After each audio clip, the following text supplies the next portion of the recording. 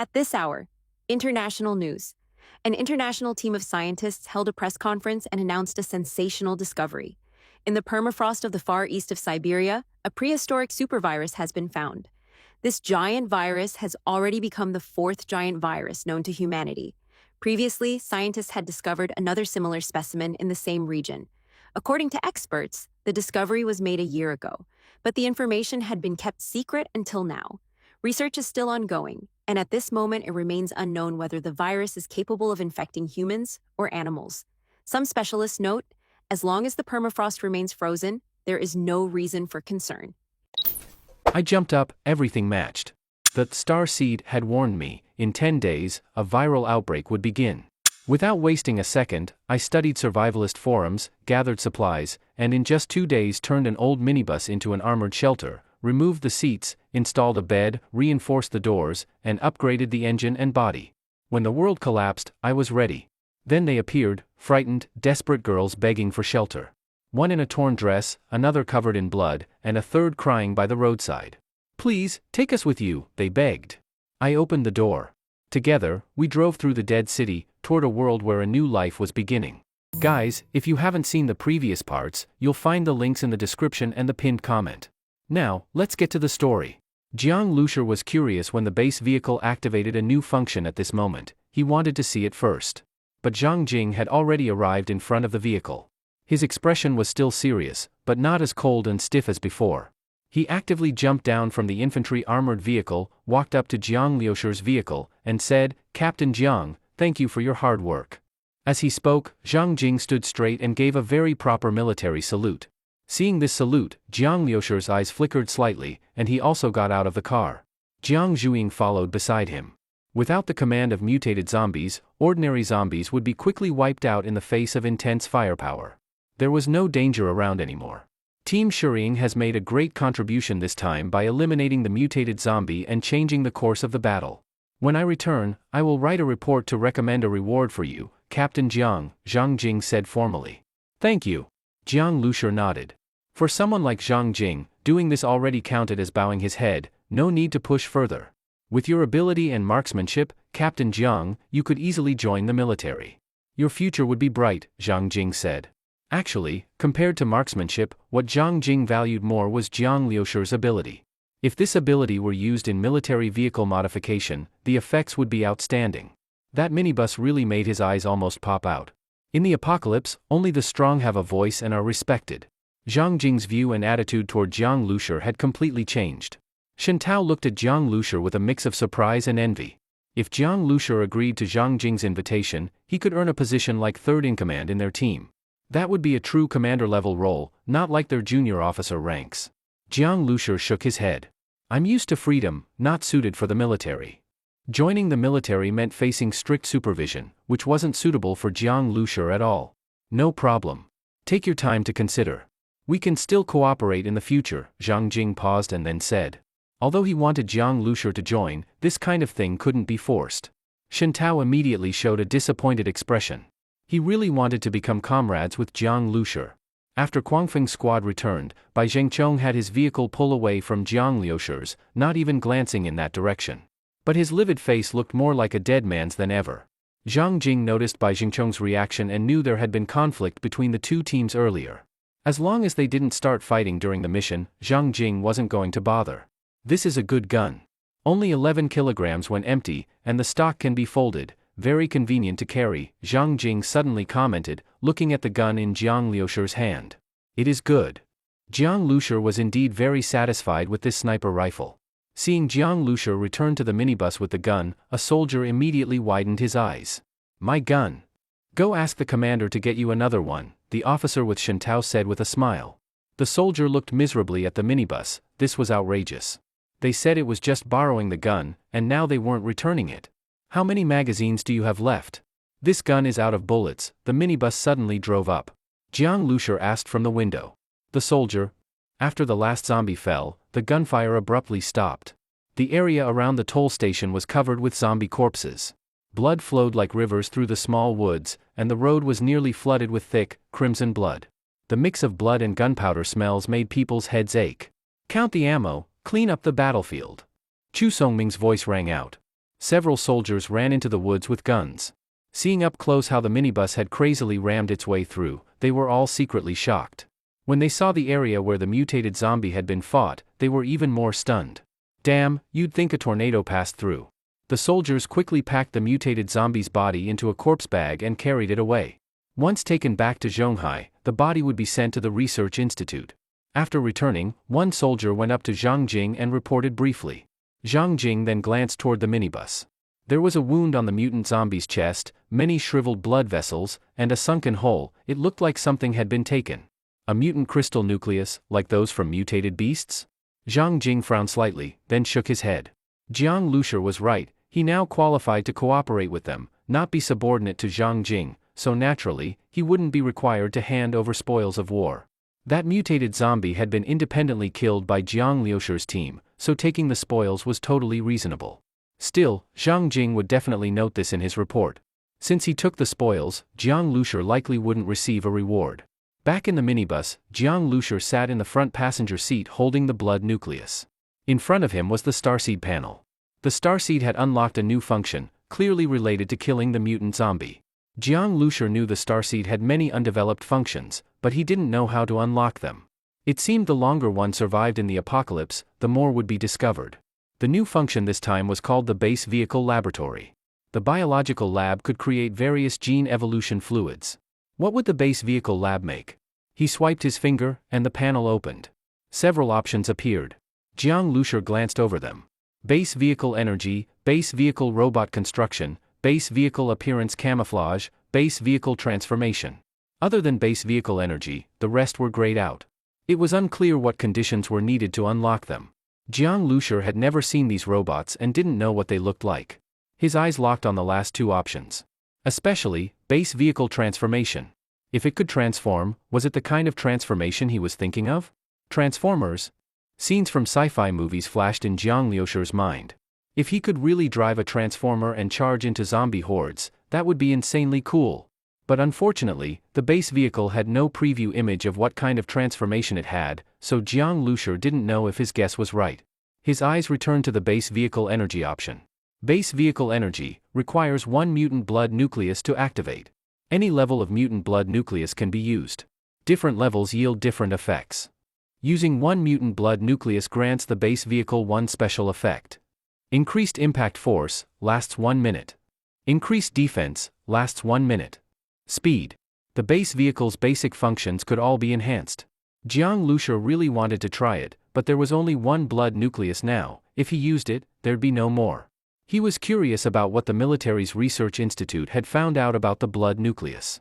This thing came from a mutated zombie, and zombies were originally humans. Jiang Lushur always felt this thing couldn't be used like a mutant crystal nucleus, to be extracted into evolution crystals.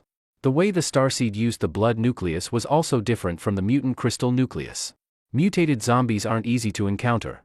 What I need most right now are level 2 mutant crystal nuclei, Jiang Lushur thought. The ability he gained from the starseed's gene evolution liquid was different from other ability users, who advanced through combat and eating mutant beast meat. Jiang Lushur could only improve proficiency through combat. Eating mutant beast meat could improve his body over time, but for things like brain area, agility, blood evolution, and bloodline, none of those could directly evolve. Evolution still relied on the biological lab. After seeing that mutated zombie, Jiang Lushur felt his ability still wasn't enough. If his strength could reach the level of that mutated zombie, then as long as he didn't run into something too dangerous, his safety would be much more guaranteed. But that was just wishful thinking. Even if it could be done, it would take a very long time. Keep moving, we're clearing the road, Zhang Jing's voice came. Next, the infantry vehicle will continue to lead. Team Shuriying will handle security and support. Team Longyue and Team Guangfeng alternate assisting the engineers in clearing the roadblocks. Damn! Bai Jingchong's face turned purple-red when he heard the new orders. Zhang Jing was assigning tasks based on team strength, which was reasonable. But in Bai Jingchong's eyes, this was a slap in the face. Damn it, what a sycophant! Bai Jingchong glared viciously at Zhang Jing from inside the vehicle. He then looked toward Team Shuriying. Jiang Lushur didn't even glance at him from inside his vehicle, but inside the freezer truck, Zhang Hai and Sun Kuan noticed his look. Hee hee. Zhang Hai gave a sneaky grin. Damn! Bai Jingchong quickly looked away, took a deep breath to calm down. He was used to bossing people around, and now suddenly others saw him as trash, and even got mocked by a bug like Zhang Hai. How could Bai Jingchong stand it? Captain Jiang, nice to meet you. I'm Wang Chuanfu from Team Longyue. The captain of Team Longyue drove over, rolled down the window, and greeted Jiang Lushi. Jiang Luxi's strength made the Team Longyue captain want to build a connection. Pleasure to meet you. Jiang Lushi smiled slightly too. Team Longyue had kept their distance before, but Jiang Lushi didn't mind. In the apocalypse, many people lived very realistically, or one could say rationally. If you don't have enough strength, who would care about you? I heard you guys just arrived in Zhonghai District 1. We've been here longer and often operate in the area. If you're hunting mutant beasts or anything, feel free to come to me. I can provide you with some information. Those so-called info maps sold outside the trading hall, most of them are fake, Wang Chuanfu said. Thanks, but I don't have a communication code yet, Jiang Lushi said. These veterans did know a lot more information than them. Haha, no worries. Actually, you don't need a communication code. Just go to the entrance of the trading hall, and you'll see our team holding up a sign. We always have someone there buying things long-term, Wang Chuanfu said. Wang Chuanfu glanced into the minibus and clicked his tongue in amazement. He hadn't noticed before, it was a camper van inside. 3 beautiful women with their own charm, a mobile fortress-like luxury RV. Captain Jiang, you live in style. Wang Chuanfu looked envious. Jiang Lushi felt speechless. Seeing the 3 girls, everyone automatically misunderstood, and looked at him with that, you know what I mean, kind of expression. Ran Shiyu also heard what Wang Chuanfu said. Her expression paused slightly, then she lowered her head. The ears hidden under her hair turned slightly red. She had never been teased like this before, but now, everyone thought that way. If Jiang Lushi hadn't said something, Zhang Hai and Sun Kuan would have called her sister-in-law. Her protests were so weak that no one listened. The convoy soon moved on again. There were too many corpses here. If they stayed too long, more zombies or mutant beasts could come. Their mission was to clear the road, they couldn't afford more delay. After exiting the highway, they entered a small town. It was an ancient town, a very famous tourist area before the apocalypse. There were many such ancient towns in Jiangnan. Usually, an ancient town was next to a modern one. So while it looked traditional, it was also very developed and densely populated. The zombies they encountered before probably came from this small town. All the buildings nearby were pitch black, many doors were wide open, and zombies and blood stains could be seen everywhere. Their task was road clearing, so naturally they wouldn't enter the ancient town's scenic area. The roar of engines broke the silence of the town. After clearing an entire street, the sky grew darker. The convoy stopped at the gate of a farmhouse-style inn. This farmhouse was relatively independent, had a courtyard, a larger parking lot beside it, and farmland and orchards behind. A team of soldiers went in first to inspect the place. After a few gunshots, some zombie corpses were dragged out.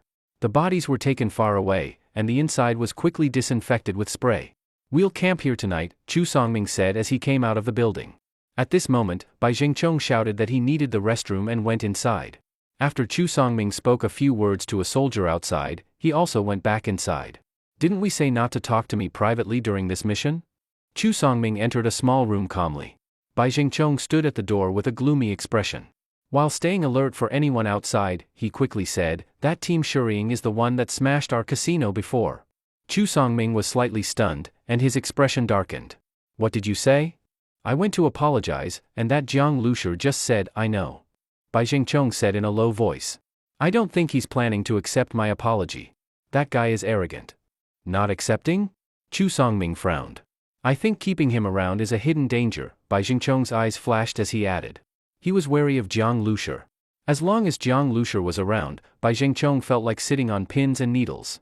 He wanted to use Chu Songming's hand to get rid of him. Chu Songming was from the military and a deputy commander, he'd surely have a way. Just carry out the mission normally. In the army, he'll have to follow rules. He won't do anything to you. Chu Songming didn't answer directly, just tried to calm him down. Bai Jingchong reluctantly nodded, but cursed in his heart. After the rooms were tidied up, the cooks started preparing food. Zhang Jing and the officers began studying the map. They had to open up a brand new safe route to Tongnan City. Every step had to be recorded and compared. The survivor teams didn't join in these tasks. They were busy outside, maintaining vehicles, refueling, and so on. At this moment, in a distant high-rise building, a pair of binoculars was just lowered, revealing an excited face behind them. Holy crap, it really is the army. After speaking, he quickly pulled the blackout curtains shut and ran inside. From the outside, the high-rise looked completely abandoned. But the top floor had been cleaned up. There were more than 20 people living inside. They were all men, each exuding a fierce aura.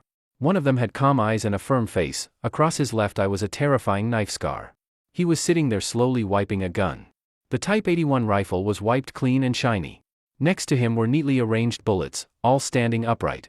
"Captain Long, the army is here." The man with the binoculars came straight up to him and said. Zhou Long didn't stop wiping the gun. He spoke calmly, his voice a little hoarse. "How many people?" "About 40 or 50.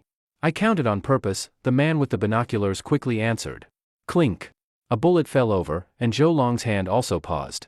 Zhou Long took the binoculars, walked to the window and looked out. Sure enough. A convoy of about 40 to 50 people, several military vehicles and modified SUVs, everyone was armed. Zhou Long even saw an infantry armored vehicle among them.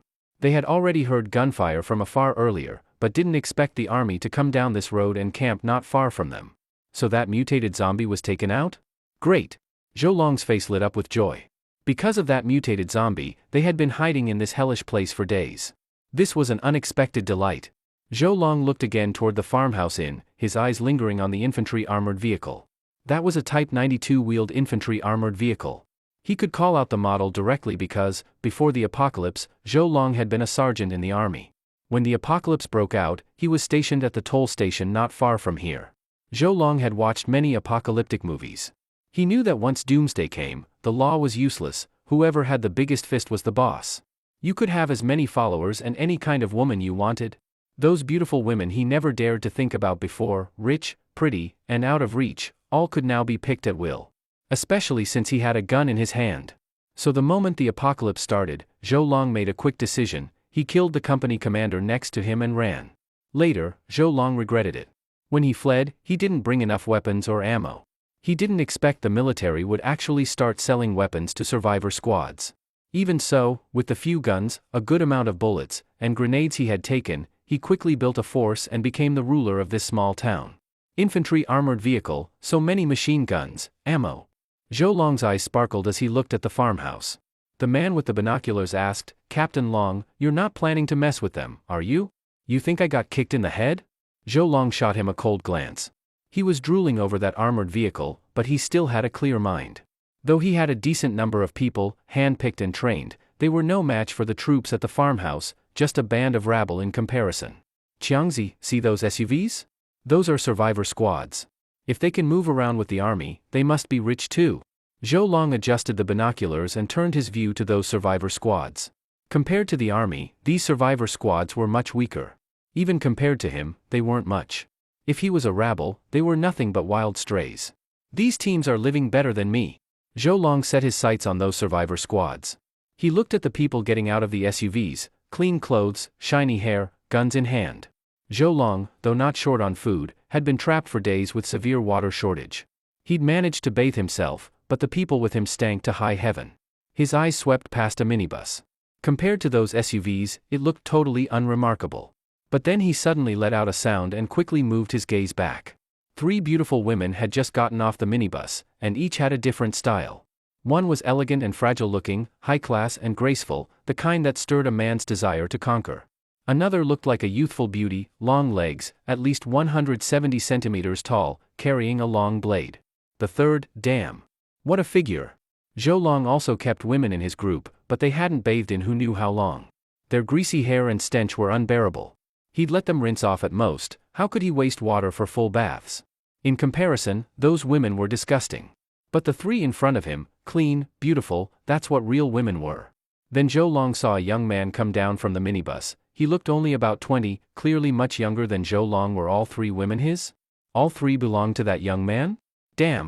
Zhou Long's eyes burned with jealousy. This young guy had already achieved the life he dreamed of. Zhou Long had become a deserter for this kind of life, having whatever he wanted, being a boss, taking all the beauties. "Looks like those vehicles are moving," Qiangzi suddenly said. Zhou Long looked over. Sure enough, the vehicles were starting up, heading toward the town center, toward the ancient town. The 3 beauties and that young man got back into the minibus. Only the army was left at the farmhouse. After a few changes in expression, Zhou Long's eyes darted back and forth between the farmhouse and those squads. "We're following them. Zhang Jing sent us out for recon. I think those two squads are going to scavenge supplies, Zhang Hai said as he drove the freezer truck, following beside the minibus. They had just finished resting, and now Zhang Jing sent them to check the area. I think that's exactly what he meant, Jiang Zhuiying said, leaning against the window. Though Zhang Jing was strict, he wasn't unreasonable. These survivor squads were cooperating, scavenging along the way was normal, as long as it didn't delay the mission. Giving people an opportunity was better than letting them sneak off and leave the team. Everyone wins. True. Zhang Hai and Sun Kuan nodded. Jiang Lushur didn't say anything, seeing how interested they were. Though he didn't lack supplies, Zhang Hai and Sun Kuan were always short. Ran Xiyu, having fought this time, would get a decent share, but ordinary food was still in short supply. In any case, gathering more never hurt. After driving for a while, just as they reached the main road, Bai Zhengchong had the Guangfeng squad turn onto another street. He didn't want to move with Jiang Liushur's group. This was clearly avoiding Jiang Lushur. His men looked a bit frustrated, while Bai Zhengchong himself felt even more irritated. Stop here for a bit, Bai Zhengchong felt like he was about to explode. He wanted a cigarette to calm down. That Chu Songming, always acting so arrogant because of his dad. I take bullets for him out front, and he won't even back me up when something happens, Bai Zhengchong thought. He had to make Chu Songming do something. He'd barely taken 2 puffs when he suddenly heard a car approaching. Who's that now? Bai Zhengchong didn't care much and sent a big guy to check. But as soon as the guy stepped out, he let out a terrified scream and jumped back in. He didn't need to say anything, Bai Zhengchong already saw the vehicle. On the narrow street, that minibus was charging straight at them like a mad bull. Abandoned cars were slammed aside. Its roaring engine echoed deafeningly. Its cheap-looking front now seemed like a devil's face to Bai Zhengchong and his men. Bai Zhengchong's eyes widened, hair standing on end, damn. Seeing the minibus charge at them, Bai Zhengchong panicked and cursed Chu Songming's entire family tree. Didn't he say Jiang Lushur wouldn't attack? Move, move, move. Back up. Bai Zhengchong shouted. Seeing the driver frozen in shock, Bai Zhengchong cursed and slapped him hard. The driver had been scared stiff, his face swelled up, blood at the corner of his mouth, but he snapped out of it and floored the gas, turning sharply. Bang! The minibus slammed into the SUV's rear. The whole vehicle jolted. Inside, it felt like a truck had smashed into their chests.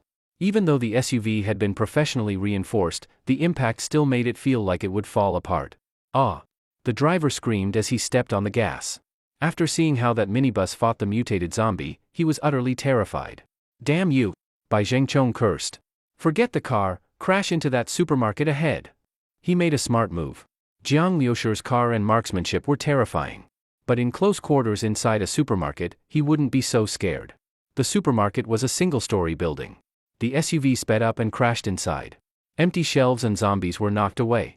The driver slammed the brakes, heart pounding wildly in fear. Bai Zhengchong grabbed a Type 81 rifle and jumped out, face red, eyes bloodshot with rage. Everyone, grab your F******ing weapons. Not far away, 2 off-road vehicles quietly stopped. Zhou Long had been tailing the minibus, but didn't expect it to suddenly go berserk and start ramming vehicles. What surprised Zhou Long even more was that SUV, so heavily modified, and yet it ran off into a small supermarket. As for that minibus, also modified, its speed was like a sports car. Now it looked like survivor squads were fighting each other? Then there was no rush. He'd just sit back and watch. Zhou Long suddenly felt like today he had crazy good luck. First, the mutant zombie crisis was over. Then, survivor squads started fighting. What was this called? The mantis stalks the cicada, unaware of the oriole behind. Best if they kill each other. Just don't let those 3 beauties die, Zhou Long said happily. Compared to the women, he cared more about the guns and ammunition. Of course, if the women could survive, that would be even better. He gave a signal to his underlings, parked the off-road vehicle at the alley entrance, and hid in secret. Then he raised his binoculars and got into a comfortable position to enjoy the show. With all the noise from the SUV and the minibus, even the nearby zombies were drawn away. Zhou Long was feeling as relaxed as he could be. Inside the building, next to the room where Zhou Long and his men were staying, was a relatively narrow room. There were at least 30 people living inside, men and women, all in low spirits. The room reeked of sweat and urine, and even carried the stench of rot. Zhou Long had a twisted personality. Ever since someone had opposed him and injured one of his eyes, he often beat the other survivors, even the women who tried to please him. Lately, due to being trapped and in a bad mood, he hit them even harder. These people had no medicine after being beaten and could only watch their wounds rot. After they died, Zhou Long would have their bodies thrown outside to be eaten by zombies, leaving not a trace that they had ever lived. No one spoke. They had also heard the earlier gunfire, but to them, it felt like sounds from another world. They knew Zhou Long and the others had gone out to capture fat sheep. But they didn't care much. Some of them had been caught just like that, treated as fat sheep. Maybe new people would arrive soon, but they no longer had the energy to feel pity for others. V-room. The minibus stopped not far from the supermarket. Hearing the sound, Bai Zhengchong shouted, "Jiang Lushi, what are you trying to do?" After hiding inside the supermarket, Bai Zhengchong had calmed down a lot. The sound of the minibus stopping also made him feel more confident. The supermarket had a limited ceiling height, there was no way the minibus could get in. And with the cover inside, he didn't have to worry about getting shot. So for a moment, Bai Zhengchong regained his courage, full of anger. "Jiang Lushi, are you crazy? If you fight me here, do you think the military will just stand by? I'm telling you, if you really want to fight us, don't expect to return to Zhonghai District 1. Fighting among teammates during a military mission, this was crossing the military's bottom line. He would definitely be expelled from Zhonghai District 1. This kind of dumbass doesn't even know the rules." Bai Zhengchong cursed. But to him, Jiang Lushi was just asking to die. He could use this incident to get Chu Songming to deal with Jiang Lushi through his connections. He'd make sure Jiang Lushi died miserably. Like having his vehicle confiscated, his guns taken, what could he do then? At that point, Jiang and his women would all be ravaged to death. But just then, Bai Zhengchong heard the engine again from outside. "He's leaving?" A little brother beside him spat. "What af ****ing coward. One day I'll make him pay." They had followed Bai Zhengchong long enough to know what would happen just by looking at him. They weren't elite fighters, but when it came to tormenting people, they were pros. But a bad feeling suddenly rose in Bai Zhengchong's heart. V-room. The sound was clearly approaching the supermarket. "Shoot!" Bai Zhengchong shouted. His muscles suddenly bulged, and he quickly jumped backward. Damn it, there was no deep grudge here. Jiang hadn't killed his brothers or messed with his women. Was it really worth risking his life over this? Bai Zhengchong thought he had met a madman. Jiang Lushi looked normal, but was clearly a reckless maniac. Watching the minibus get closer, Bai Zhengchong and his men didn't think it could drive in, but their hearts were racing. Ran Shiyu sat in the front passenger seat. Listening to the roar of the minibus, her mental vision could see the minibus and the mental energy clusters inside the supermarket rapidly closing in. As the minibus was about to crash into the supermarket door, Ran Shiyu couldn't help feeling nervous. "Close your eyes," Jiang Lushi said. Ran Shiyu didn't know why he said that, but hearing the order and seeing the door rapidly approaching, she instinctively shut her eyes. In that instant, Jiang Lushi, sitting in the driver's seat, activated the second form of the base vehicle. V-room. The ground trembled. The minibus began transforming from the front and in the blink of an eye turned into a giant mining truck. With a loud bang, it crashed directly into the supermarket. Inside the supermarket, Bai Zhengchong and the others were just about to open fire when a huge bang erupted. Smoke and dust flew everywhere. Glass shattered. Then, the entire supermarket collapsed. The mining truck was too big, its weight too terrifying. Crashing at high speed, there was no way this civilian building could withstand the impact. Inside, Bai Zhengchong and the others didn't even have time to see what happened. He only managed to shout F***** before being buried by the supermarket's collapse. Base vehicle, switch back to first form. In just 1 second, Jiang Lushi had already switched the minibus back. Ran Shiyu, sitting beside him, only felt a violent jolt. When she opened her eyes, she was stunned by what she saw. The supermarket had collapsed? The minibus was parked in the middle of a pile of rubble. It was an overwhelming sight. She knew the minibus had strong impact power, but never imagined it could destroy an entire building. Ah! Covered in blood, Bai Zhengchong pushed aside a concrete slab and stood up. "Jiang!" Bang! A single shot silenced him. Bai Zhengchong choked on his own words. He wanted to say, "Let's see how you die next." But he never got the chance. Jiang Lushi had no interest in hearing his nonsense. His thoughts, and the malicious intent of his men, had all been sensed by Ran Shiyu. Meanwhile, in the off-road vehicle, Zhou Long was already stunned. He sat up abruptly, eyes wide like he had seen a ghost. In that split second, he thought he saw a massive figure in the smoke. Was he seeing things? But one thing was clear, that minibus had somehow destroyed a supermarket. Was this real? After the shock, Zhou Long also felt lucky. Good thing he hadn't made a move yet. Otherwise, with just these two off-road vehicles? Wait, why is that vehicle coming this way? Zhou Long shuddered. He stared through the binoculars. The minibus was rapidly growing in his field of view. He even saw the two people inside. He no longer cared about the beautiful woman, he was focused on the young man in the driver's seat. At that moment, the young man raised his hand, waved at him, and even gave him a faint, mocking smile. Whoosh! A chill shot up Zhou Long's spine. That young man, saw him? Run! Zhou Long was already frozen in shock. It felt like he had seen a ghost. But then, from the other end of the alley, another engine sound came. The freezer truck pulled up to the alley's entrance. Ying and Jiang Zhuiying stood in the back. Surrounded from both ends, Zhou Long suddenly felt a wave of despair. Ah? Zhou Long suddenly raised his Type 81 rifle. He still had a gun. After years in the military, his marksmanship was far better than these amateur survivors. He aimed straight at Jiang Lushi inside the minibus and fired, bang. A headshot. But, after the shot, Jiang Lushi didn't even flinch. He still had that same mocking smile.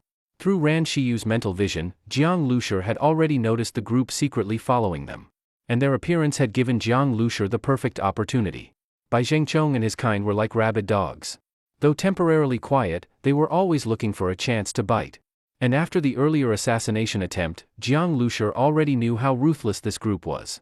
He wouldn't tolerate such dogs lurking nearby. As for Zhou Long? Who told you to jump out and take the fall? Jiang Lushi opened a slit in the car window and once again extended the Type 81 rifle. He didn't even care who Zhou Long was. The man clearly wanted to ambush them. In that case, dying wasn't unjust. Zhou Long missed his shot, his eyes bulging in shock. Damn! The car's glass is actually bulletproof. And that dark gun barrel sticking out from the window made Zhou Long's scalp go numb instantly. Bulletproof glass. This completely crushed Zhou Long's last bit of fighting spirit. He now only wanted to escape. Drive. With a vehicle blocking them behind, Zhou Long desperately drove the car forward. Another off-road vehicle followed close behind him, but after Zhou Long glanced in the rearview mirror, he suddenly swerved the tail. The car behind quickly turned the steering wheel and bang, crashed directly onto the sidewalk, slamming into a flower bed. Zhou Long had seen the speed of that minibus with his own eyes. There was no way to escape it like this. Only by ditching the rear vehicle like a gecko dropping its tail could he hope to survive. Zhou Long's move shocked the other people in his car. Captain Long. What are you yelling for? Don't you want to live? Zhou Ping gave them a cold look. Those people immediately shut their mouths. That's right, they also wanted to live. Compared to others' lives, their own was obviously more important. Ah? The car that got hit spun out on the road, its front facing directly toward the minibus. Seeing it charging over, everyone inside wore a look of despair. In front of that vehicle, they felt like they were made of tofu. At that moment, Jiang Lushi fired. The bullet pierced through the rear windshield of the off-road vehicle and shot straight into the driver's seat. Zhou Long, who was grimly stomping on the gas pedal, hadn't even finished his sentence when his eyes suddenly widened. He looked down at his chest. The bullet from the Type 81 rifle, shot from behind, pierced the back windshield, killed one person, then went through the driver's seat, and burst out of Zhou Long's chest. The power of the Type 81 was terrifying, but what was even more terrifying was that man's marksmanship. Damn, Zhou Long spat out black blood, his consciousness quickly fading. This ing, even that could kill him. Amid the terrified screams inside the car, the off-road vehicle gave off a sharp screech, then bang, crashed into a shop by the roadside. The front of the vehicle was completely smashed in, and inside the car, it was soaked in blood.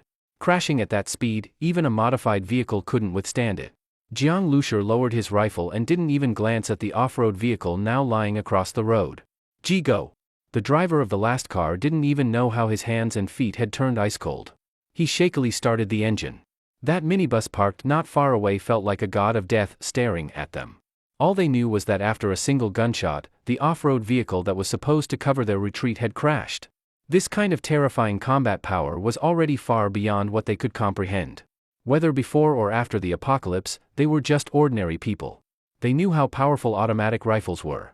They'd seen minibuses, but never a car or gun like that. Was that even human?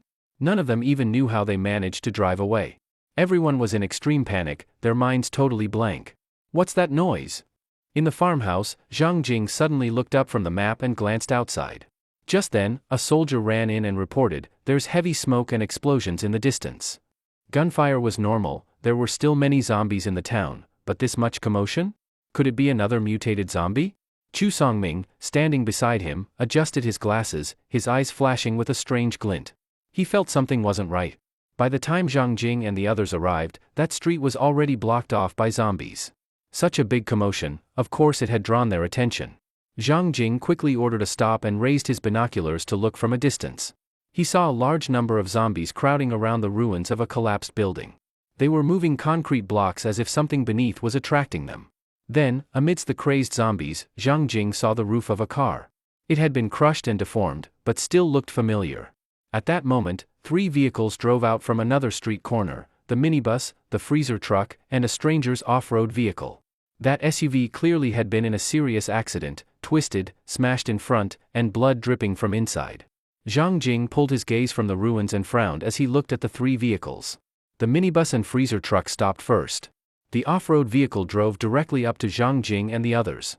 The car door opened, and a stranger's corpse fell out. Sun Quan jumped down from the driver's seat, looking a bit disgusted as he brushed himself off, but the blood stuck to him wouldn't come off, only smeared more. What happened? Zhang Jing asked. That guy must be from the town, doing robbery or something. When we heard the noise and came back, the building here had already collapsed. Guangfeng's squad split off earlier. Guess they fell into a trap, Sun Quan said. How did the building collapse? Chu Songming asked. How would I know? Sun Quan shot back. His face didn't show much sympathy. It was like he was describing something minor, maybe even annoying. But that actually made it more believable. Jiang Lushir was amused watching Sun Quan act. He had volunteered for this part, and sure enough, as a veteran, he nailed the tone and expressions perfectly. But Sun Quan wasn't entirely lying. He really didn't know how the building collapsed, he hadn't seen it. All he knew was that it must have been his boss who did it. Zhang Jing looked at the SUV, it had clearly been modified. He examined the one-eyed corpse and saw hardened calluses from long-term gun use. Ex-military? Zhang Jing frowned. A local thug with a military background, if he had preset traps, it was indeed possible to collapse a building. Hearing the name, Guangfeng Squad, Zhang Jing immediately began to suspect Jiang Liushir's group. But that building, even that minibus couldn't destroy it so easily, right? Now, with the corpse of an ambusher as proof, Zhang Jing glanced at Jiang Lushir in the minibus. Though his suspicion hadn't fully cleared, he had nothing to say. Let's get out of here before the zombies are fully drawn in, Zhang Jing said. The zombies in the town were rapidly gathering, soon the whole street would be filled. Even though they were still at a distance, the sheer number of zombies made people uneasy.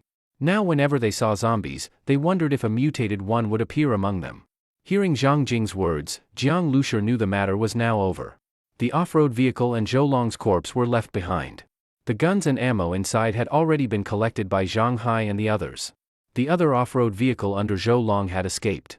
Jiang Lushir didn't bother chasing it, he hadn't planned on wiping them out completely anyway. Those men were scared out of their minds. With the army still in the town, they probably wouldn't dare show up again. They didn't know their boss had planned to rob and kill, and had ended up as a scapegoat. They just thought it was a failed ambush. Under those circumstances, they'd avoid the army at all costs. As Jiang Lushir started the minibus, he felt someone's gaze on him. He turned and saw a man with glasses watching him. It was Chu Songming, the one who had spoken to Sun Quan earlier. Though he was a deputy commander, Jiang Lushir felt this man was very low-key, almost invisible. But when Zhang Jing spoke to him, he was very polite. Chu Songming gave Jiang Lushir a friendly smile, then jumped into the infantry armored vehicle. Jiang Lushir was slightly stunned. Was that a gesture of goodwill? But he quickly stopped caring. Let's go. The vehicles started up quickly. A few zombies seemed to hear something. They looked up but were soon distracted by the smell of blood. The corpses buried in the rubble were strongly attracting them. Blood? Fresh flesh? Grah! A zombie suddenly pounced on a nearby one.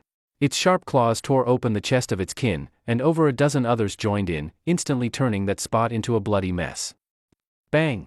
The other off-road vehicle that had escaped earlier sped back into the underground parking lot of the building, rushed inside, slammed the iron gate shut, and piled the barricades back up. Bang bang bang. Zombies were soon pounding on the gate. They had chased the vehicle all the way, incredibly fast. The people inside stared at the gate, filled with fear, not because of the zombies outside. What do we do now? Zhou Long was dead. The rest were just a ragtag bunch, feeling lost. The shaking barricades and metal gate reminded the now calm group of another brutal truth. How about, when the army leaves, we take those survivors and find a hideout outside town? I know a few farmhouses out there. Just gotta be careful of mutated beasts, suggested the survivor who used to be Zhou Long's lookout. They didn't have enough people. But the survivors, there were about 30 of them. The more people, the more power. No problem, let's do that. The others quickly agreed. They had never abused those survivors. Under Zhou Long, they hadn't dared even speak up. But now Zhou Long was dead. And the one who had truly frightened them was that young man. Just thinking about him gave them chills. Who the hell was that guy? The dozen or so survivors shuddered.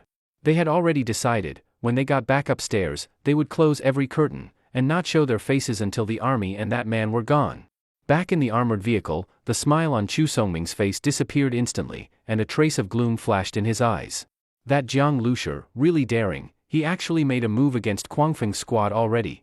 Although there was no evidence, Chu Songming was very sure that this matter had something to do with Team Shuriying.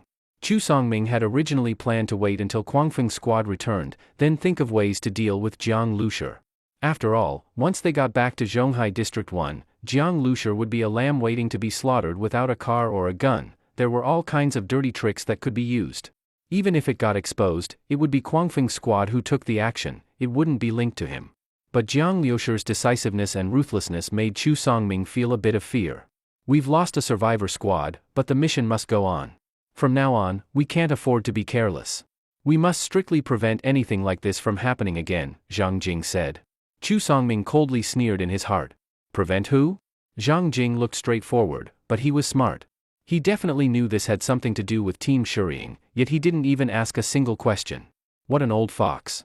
That Chu Songming, Ran Shiyu suddenly spoke, then paused. He seems a little afraid. Afraid?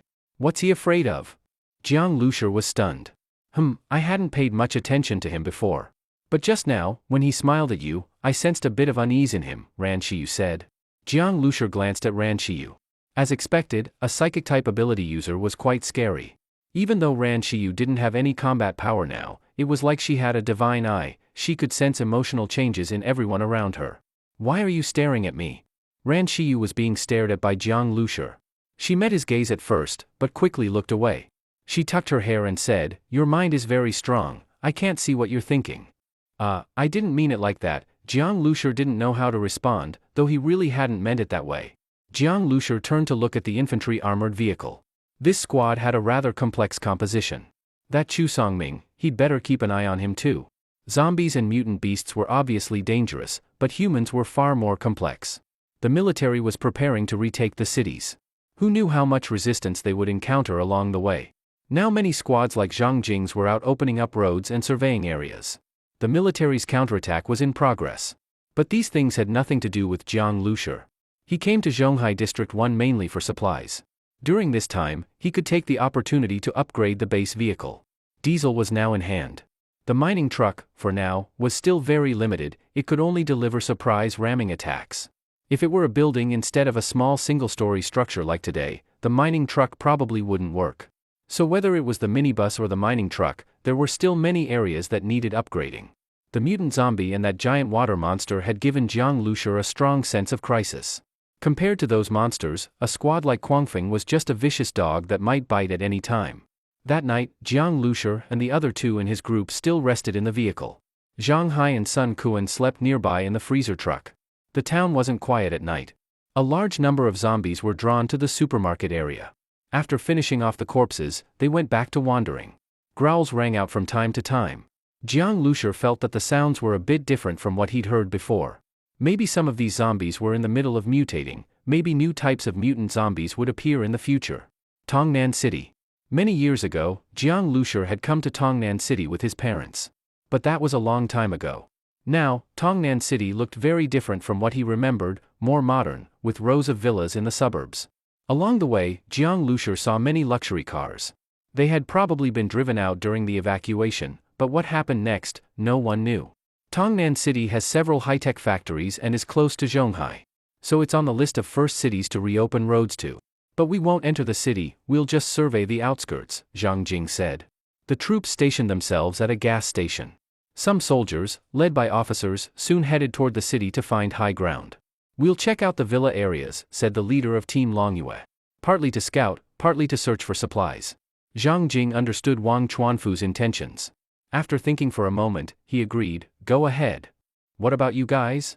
Wang Chuanfu looked at Jiang Lushi. I'll skip it. I already promised Shintao to go with them, Jiang Lushi said. All right then. If we find some good liquor, we'll share it when we're back. Rich people probably stocked some nice stuff at home, Wang Chuanfu laughed. So that's what he was really after? Still, if they found high-end liquor, it wouldn't be a bad haul. For small squads like Wang Chuanfu's, it was more worth drinking than selling. Before the apocalypse, there were many luxuries ordinary people couldn't access. After it began, if you had power, you could find anything and enjoy it. Many people took great pleasure in this. All right, Jiang Lushi smiled. He sensed that Wang Chuanfu was deliberately trying to win him over, probably because of the Quangfeng squad incident. A lot of people were suspicious of him. But without evidence, not only would they not mess with him, they'd even be intimidated by his strength and clean, efficient killing style. Jiang Lushi then went with Shintao and the others to check out a nearby high-tech factory, mainly to assess how much damage it had taken. When the apocalypse first broke out, many people collapsed at their workstations. Explosions and fires were everywhere, otherwise, power and communication wouldn't have failed so quickly. I remember coming here too. But there weren't this many factories before, right? Wasn't this a rural area? Jiang Zhuiying looked out the window from the vehicle. You were just a kid back then, Jiang Lushi said. I came here anyway, Jiang Zhuiying pouted. Seeing a place she somewhat remembered now full of zombies, it made people feel sad. She wondered how Jiang Bei was doing now. That night, Jiang Lushi slept on the carpet.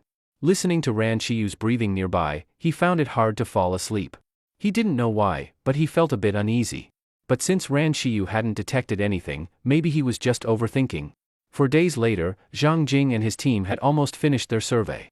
On the roof of a tall building, a few soldiers were preparing to leave. One of them raised his binoculars, then suddenly froze. What's that? Prepare to withdraw, these past few days have been hard on everyone. Zhang Jing was in a good mood. The mission had gone smoothly, and a journey that was originally planned to take nearly 10 days had been completed in just half the time. The data they had collected had already been compiled into a memorandum, a thick booklet full of information about various factories and major city roads. All that was left now was to wait for the observation teams to return, and then they could leave. Just then, a military vehicle suddenly came rushing toward them like a drunken man, swerving crazily. Zhang Jing didn't notice at first, but quickly realized something was wrong. Alert! Zhang Jing's expression changed drastically as he shouted. Jiang Lushi looked at the vehicle. From a distance, he could already see bloodstains all over it. The others had obviously noticed too. They jumped onto their vehicles and aimed their guns at the military vehicle. At that moment, Ran Shiyu beside him said, "There's someone in the car." Screech! The military vehicle suddenly braked not far away, making a sharp screeching noise. Then, the driver's door swung open, and a soldier covered in blood fell out of the car. Under Zhang Jing's orders, a few soldiers cautiously approached with guns raised. He was captured. One soldier examined the man's body, then looked up with a grim expression. "Help him up." Zhang Jing lowered his gun and walked over. The soldier was propped up to sit against the tire. When he saw Zhang Jing, he said with a deathly pale face, "They came." "Who came? Where are the others?" Zhang Jing looked at the soldier. One of his arms had been nearly ripped off, bone was visible through the bloody wound. He had returned purely by survival instinct. "They're all dead." As soon as he spoke, the soldier coughed out a mouthful of blood. He grabbed Zhang Jing's sleeve and forced out a few words, "Retreat. Quick, retreat." After that, he spat out another big mouthful of blood, then looked down at his own waist with a pleading gaze. Zhang Jing hesitated, then bent down and took a pistol from the soldier's waist. But at that moment, the soldier's eyes suddenly widened, as if blood instantly filled them. Cracking sounds came from his body. His face turned ashen, and his mouth kept twitching, as if trying to squeeze out a bitter smile. "The gun, give me the gun." He struggled to hold his hand steady and reached toward Zhang Jing. Jiang Lushi and the others' expressions darkened. This was the first time they saw a person about to mutate.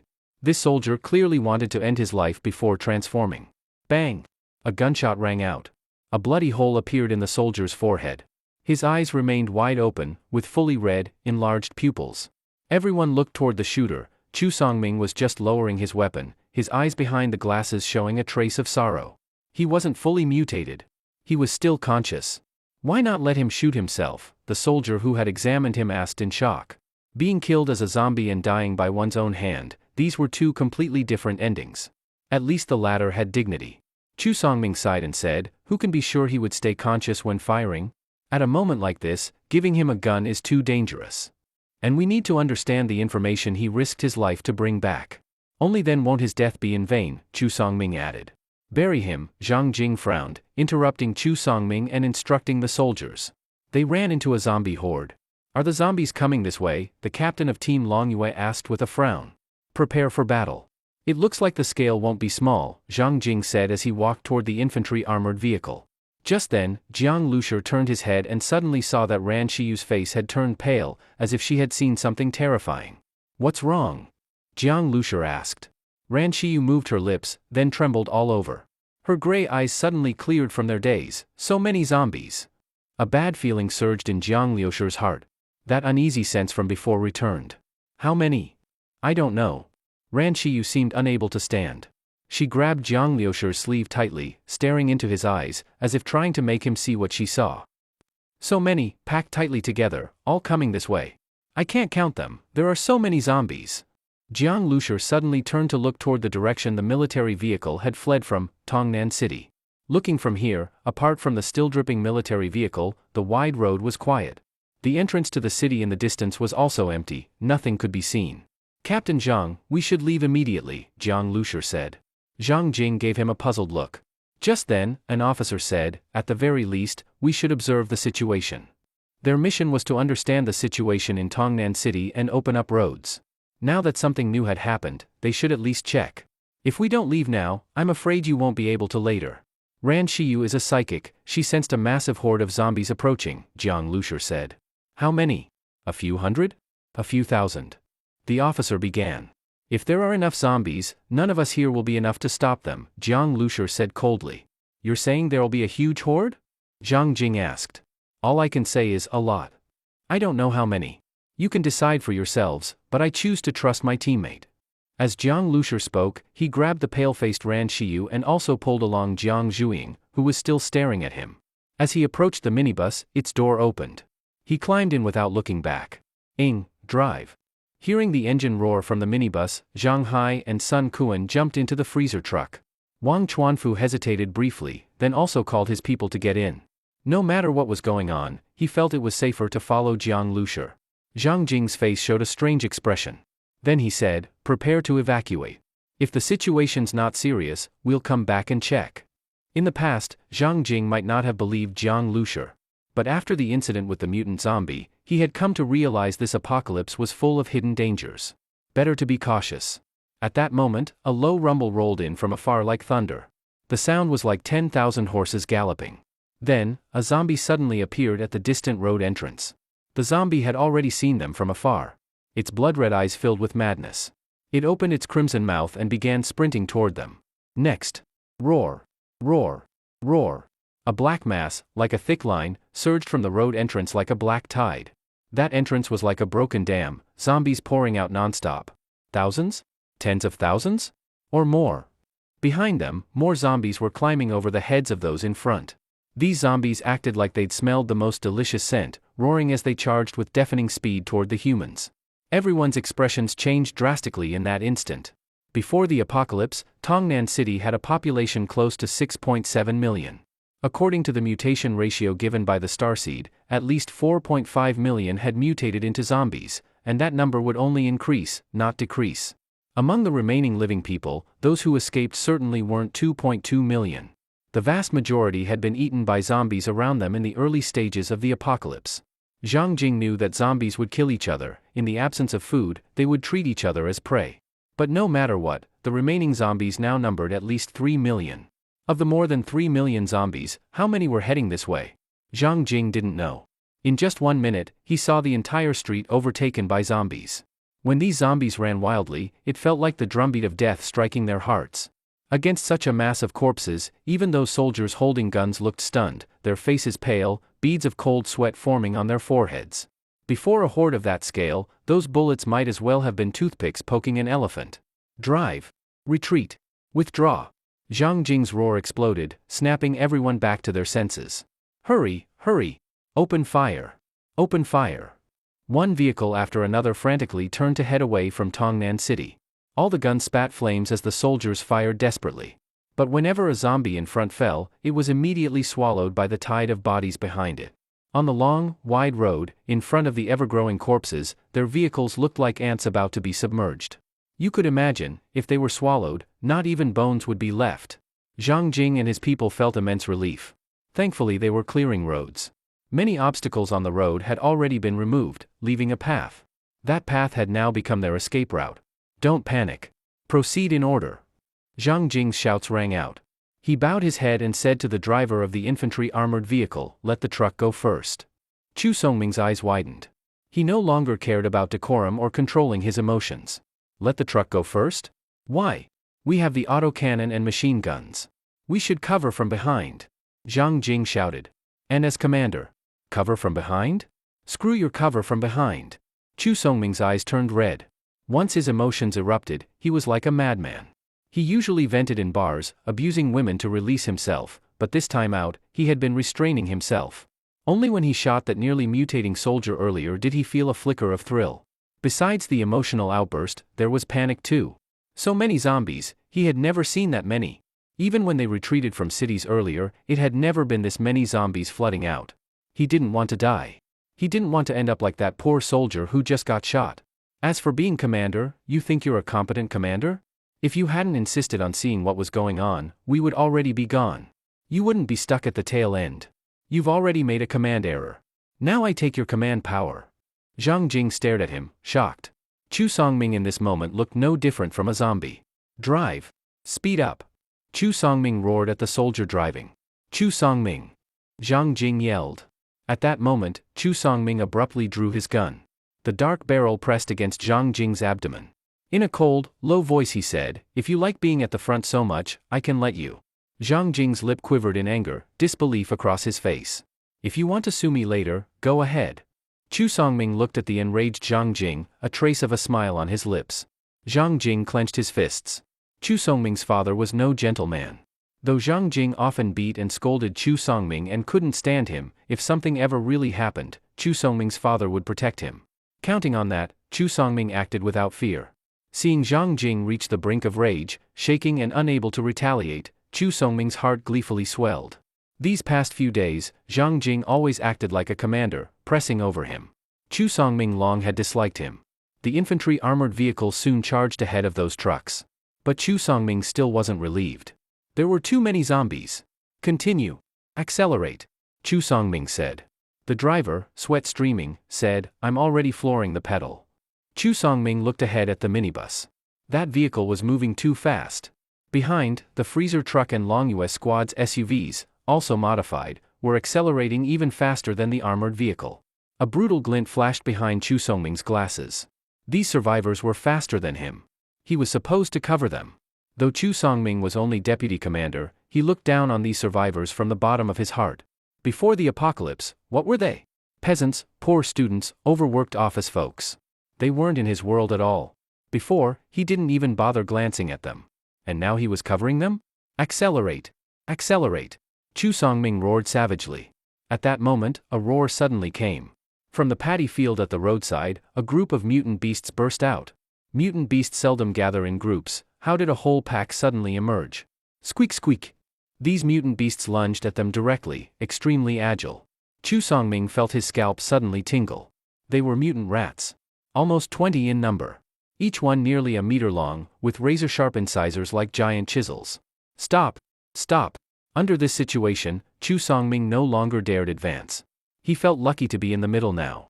The mutant beasts had Jiang Liushir's group blocking them, and the zombies were behind the military vehicles. Squeak squeak! Two of the mutant rats lunged at the minibus. Ing jerked the steering wheel, the minibus tail swerved violently, dodging the two rats. At the same time, Jiang Zhuiying released electric current. With a crackling hiss, those two rats froze instantly. Meanwhile, Jiang Liushir's gun barrel protruded. Bullets from the Type 81 rifle struck the heads of the two rats at close range. But Jiang Liushir was surprised, one of those mutant rats could still move. Such vitality. The other rat, already dead, was instantly surrounded by other rats. In a blink, when they parted, only a whitened skeleton and a nearly devoured skull remained. That scene sent a chill through everyone's hearts. If a living person was surrounded by them. Anxiously, Chu Songming watched the fight in front of him, then glanced back. With this delay, the zombies were drawing ever closer. At that moment, thud, a mutant rat latched onto the freezer truck. Its incisors were too sharp, they pierced the metal sheet. Its limbs clawed the vehicle, making screeching noises. Whoosh! The minibus slammed into the freezer truck, brushing past it. The mutant rat was knocked off with a thud. Its incisors were broken. Blood spurted. It hissed and lunged again. Bang! Jiang Liusher's gun spat fire. A bullet entered the mutant rat's mouth from above. A fountain of blood erupted from the rat's brain. It dropped from midair, its body convulsing on the ground. Are you all right? Jiang Zhuiying asked Zhang Hai and the others. Why are they turning back? Chu Songming was speechless, his anxiety overwhelming. They should have been making a desperate break, not backtracking. Of course, he wouldn't let that armored vehicle go to the front. He'd only stay behind those survivors. But Jiang Liusher had turned back to save those in the freezer truck. Back and forth like that, how much time would it lose? Didn't he realize the zombie horde behind was approaching faster? Brainless, Chu Songming silently cursed in his mind. If he had decisively abandoned the freezer truck, letting it become bait for those mutant rats, they would have broken through by now. At that moment, an SUV from Longyue's squad, after fighting a few of the mutant rats, suddenly turned and charged toward the infantry armored vehicle. People inside shouted in panic, "We can't hold it. Cover us." The infantry armored vehicle had a machine gun and autocannon. Unable to resist, the SUV naturally sought their help. Damn! Chu Songming's pupils shrank immediately. These idiots had drawn the mutant rats toward him. The lethality of these mutant rats was something Chu Songming had already seen with his own eyes. They could bite through even reinforced iron plating. The infantry armored vehicle's armor was only average and couldn't stop mutant rats at all. Moreover, the mutant rats were extremely fast, almost like shadows pouncing. Chu Songming's expression turned grim. There were too many mutant rats. If this continued, they would be dragged down right here. The zombie horde from behind would quickly catch up. At this moment, he suddenly used one hand to adjust the direction of the autocannon. Jiang Liusher was aiming at a mutant rat when he suddenly felt a sense of danger. Bang! A loud explosion rang out, and in Jiang Liusher's ear, the voice of the starseed sounded. Wheel 4 damaged. Damage level, 60%. The starseed issued an alert. With 60% damage, the wheel could no longer support acceleration and other functions. Huh? Jiang Liusher's heart instantly sank. The tire was blown. And this was the most serious damage the base vehicle's tire had ever taken. The base vehicle's tires were bulletproof and wouldn't suffer such damage even from machine gun fire. The reason the damage was this serious was because of the autocannon. At this moment, the infantry armored vehicle sped past the minibus. Chu Songming knew Jiang Liusher had good aim, but hiding in the armored vehicle and staying in Jiang Liusher's blind spot meant he was safe. The autocannon's 5-round burst didn't hit with every shot, but it was enough to blow out the minibus's tire. The smell of gunpowder and burning rubber filled the air, and a cold sneer flashed in Chu Songming's eyes. Since Jiang Liusher wouldn't use the freezer truck to hold the rear, then let him do it himself. That vehicle of his was so powerful, it better hold out a bit longer. The explosion immediately attracted the mutant rats, and the minibus suddenly slowed down amidst sharp screeching sounds. "What are you doing?" Zhang Jing asked angrily. Chu Songming calmly glanced at him. "Look at the situation now. If we keep fighting those mutant rats, do you think we'll make it back to Zhonghai alive? This situation must be reported." As he spoke, Zhang Jing felt a sudden looseness at his waist. Chu Songming had moved the muzzle away. Zhang Jing looked back. The minibus and freezer truck were parked together, almost surrounded by mutant rats, and the zombie horde behind them surged like a tidal wave. The minibus and freezer truck, stopped on the road, couldn't withstand the sea of zombies. "Brother Jiang." One military vehicle after another rushed past. Shintao stuck his head out the window but was quickly pulled back in. F***CK. That dog bastard. Attacked from behind. Zhang Hai looked at the blown tire of the minibus, his eyes blazing with rage. That guy is ruthless. Ran Shiyu's body shook slightly with the movement of the minibus. She looked in disbelief at the distant armored vehicle. It wasn't until the moment the minibus was attacked that Ran Shiyu sensed a killing intent from that person. Chu Songming had hidden his emotions too well. Jiang Zhuiying suddenly burst out with a strong killing intent. Ran Shiyu's gaze instantly turned to her. It was the first time she had felt such a terrifying aura from Jiang Zhuiying. She looked a little different from usual. She said nothing, tiny arcs of electricity flickered on her body, and blue-white light occasionally flashed in her eyes. Mutant rats kept charging. Relying on firepower alone wasn't enough to hold them back. The minibus was still okay, with only one damaged tire, and its shell untouched. But the freezer truck had already been torn open in several places. "Get on," Jiang Liusher said. Ing stepped on the gas and swung the car, aligning the minibus door with the freezer truck's door. Warning for tire 4. This tire would definitely affect the base vehicle's speed, and this delay had already placed them in the center of the mutant rats' attack. Zhang Hai and Sun Kuan quickly moved to the minibus. As the rear door closed, they heard a squeaking sound behind them. A mutant rat had stuck its head into the freezer truck, clawing and tearing through the driver's cabin like tofu. The scene made Zhang Hai and Sun Kuan break into a cold sweat. What now? Even if the minibus is bulletproof, it can only last a little longer, right? And even if it holds out, the zombie horde is almost here. They could already see the terrifying, crazed faces of the zombies, and the zombies, smelling fresh blood and human flesh, seemed to run even faster. Hold on, Jiang Lushur said with a serious face. Hold on? Now they're charging out? But with a blown tire, the speed shouldn't be that high. Just then, Zhang Hai and the others felt their field of view rising. Before they could react, with a loud rumble, the entire vehicle charged forward. Bang bang bang. Mutant rats were constantly being knocked aside. Blood splashed everywhere, staining the windows. Squeak. A mutant rat, covered in blood but still ferocious, leapt and clung to the window. Zzz. A current flashed, and the mutant rat stiffened, then disappeared from the window. Rumble. The vehicle kept accelerating forward. Ran Shiyu and the others felt they were at least 4 or 5 meters above the ground. Looking down, they saw cars ahead being directly smashed aside. This is your ability too, Brother Jiang? Sun Kuan was both shocked and overjoyed. A miracle. Jiang Lushur nodded, his eyes locked on the road ahead. Although they had been delayed a bit, they were not far behind the army. As they burst through the mutant rats, they soon saw the military vehicles ahead. Charge through, Jiang Lushur said coldly.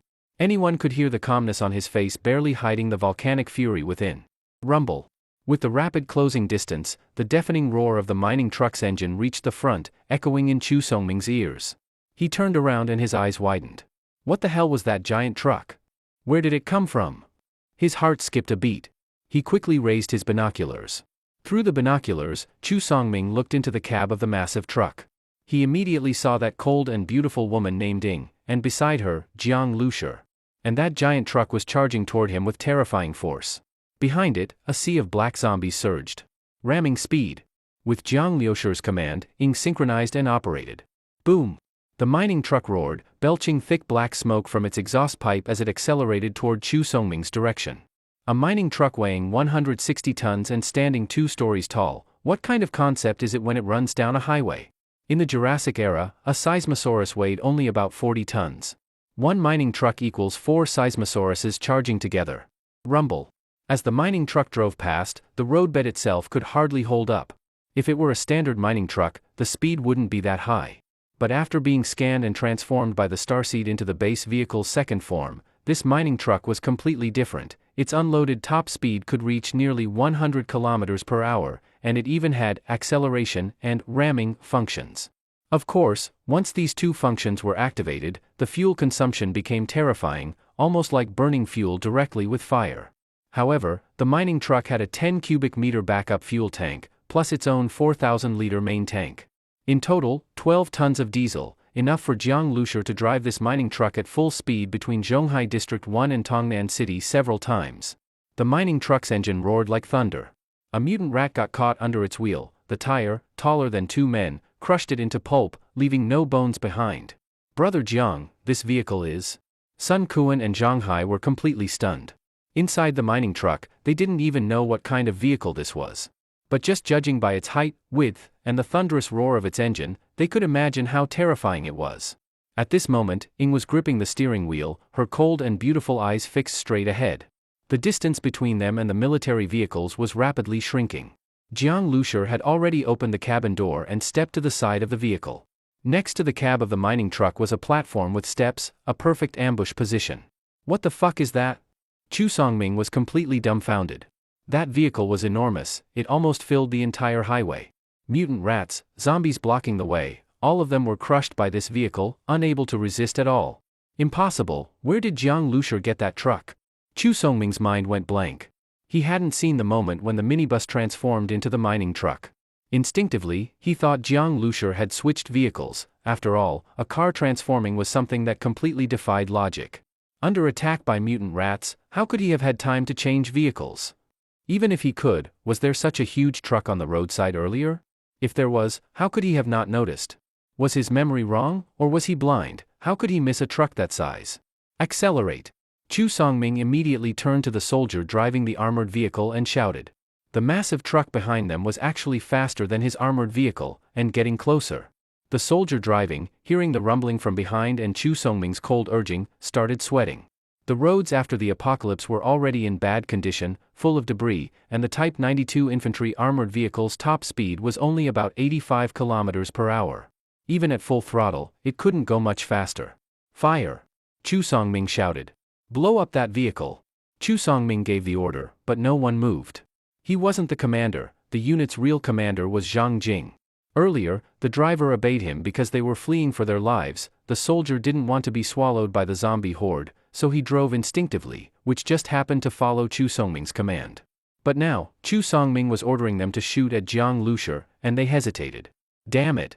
You want to get crushed by that giant truck? Chu Songming shoved the soldier aside and personally manned the autocannon on the armored vehicle. The 25mm autocannon on the Type 92 armored vehicle, loaded with armor-piercing rounds, could penetrate light tanks.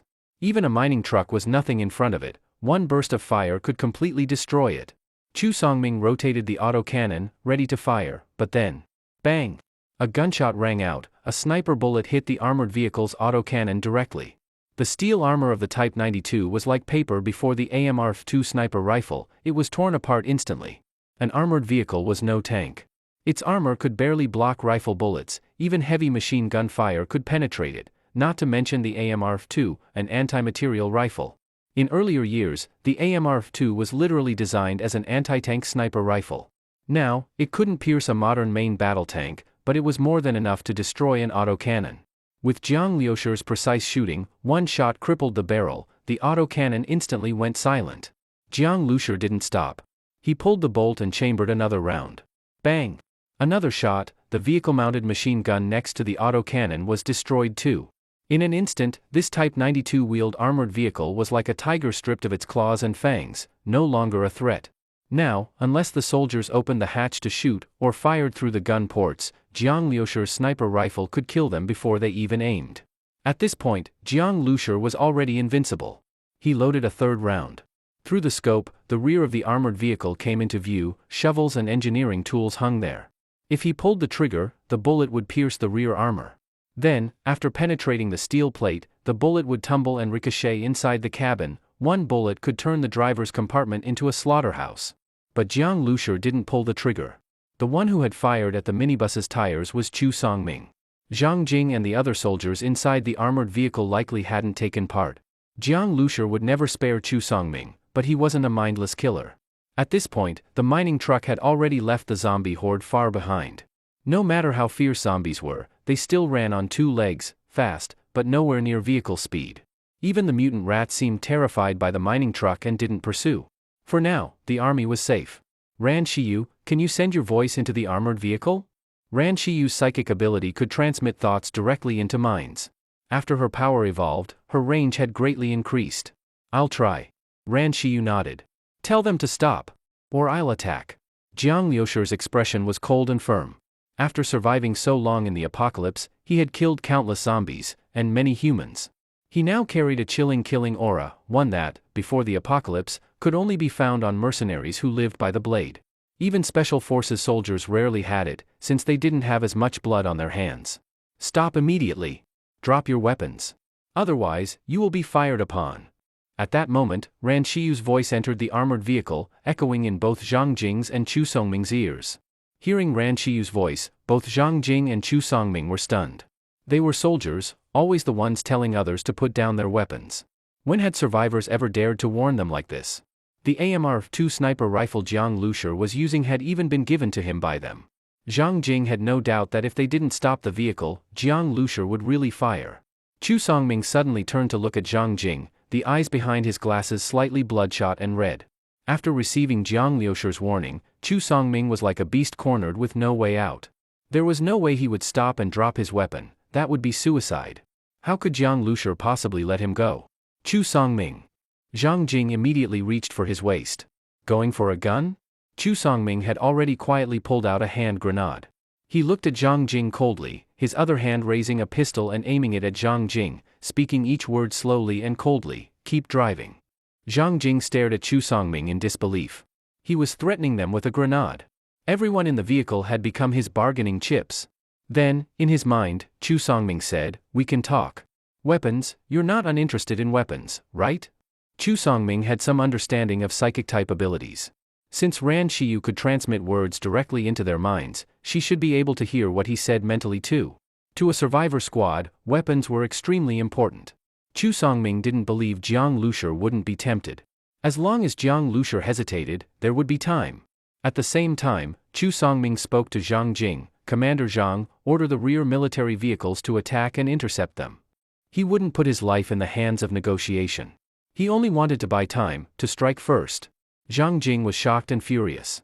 They had seen Jiang Liushur's marksmanship and the combat strength of Team Shuriying. If he gave such an order, who would bear the losses?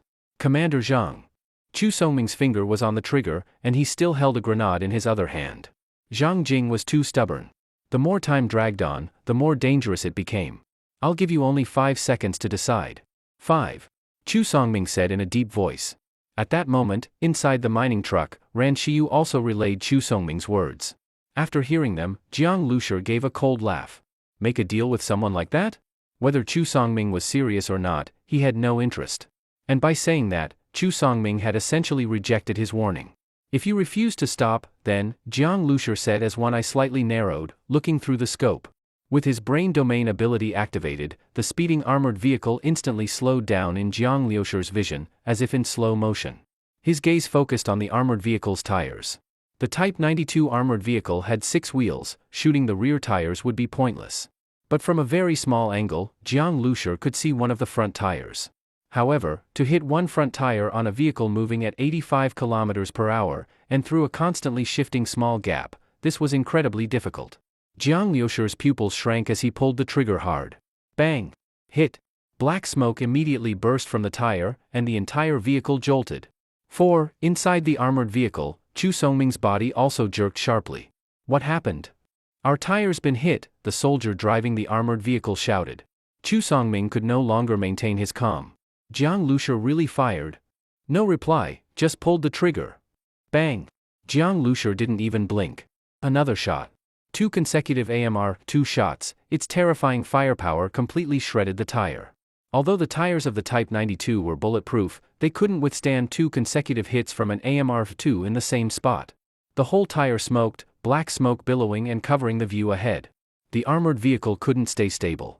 The tires screeched on the ground, leaving 2 deep black skid marks. Screech. The armored vehicle stopped. Final warning, have Chu Songming get out, 2 seconds. Otherwise, the next shot, Jiang Lushur said, won't be aimed at the tires. Ran Shiyu nodded and immediately relayed Jiang Liushur's words. This time, it wasn't just to Chu Songming and Zhang Jing, but to everyone in the vehicle. Sweat instantly poured from Chu Songming's forehead. He now had no illusions left. Jiang Lushur would fire without hesitation. But to get out and wait to die? Impossible. He didn't want to die. Zhang Jing, meanwhile, felt firsthand how terrifying Jiang Liushur's shooting was. He had forced an armored vehicle to a stop. It only strengthened his resolve not to let the army fight Jiang Lushur. Once a fight broke out, there would be no turning back, and heavy losses.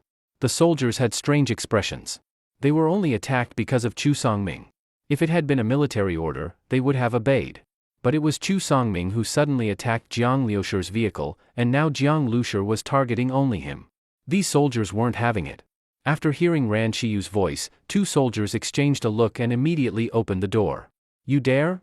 Chu Songming was furious, but just then, Zhang Jing roared, his body suddenly swelling, and he slammed Chu Songming's pistol to the side.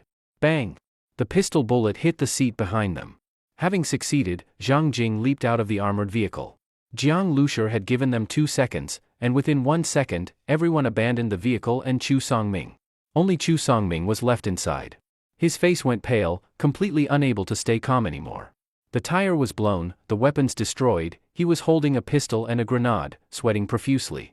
Earlier, Chu Songming had tried to make Jiang Lushur and the others stay behind to die among the mutant rats and zombie horde. But now, in the blink of an eye, he was the one waiting to die. Countless thoughts flashed through Chu Songming's mind, all turning into hatred. Jiang Lushur would definitely kill him. There was no way out.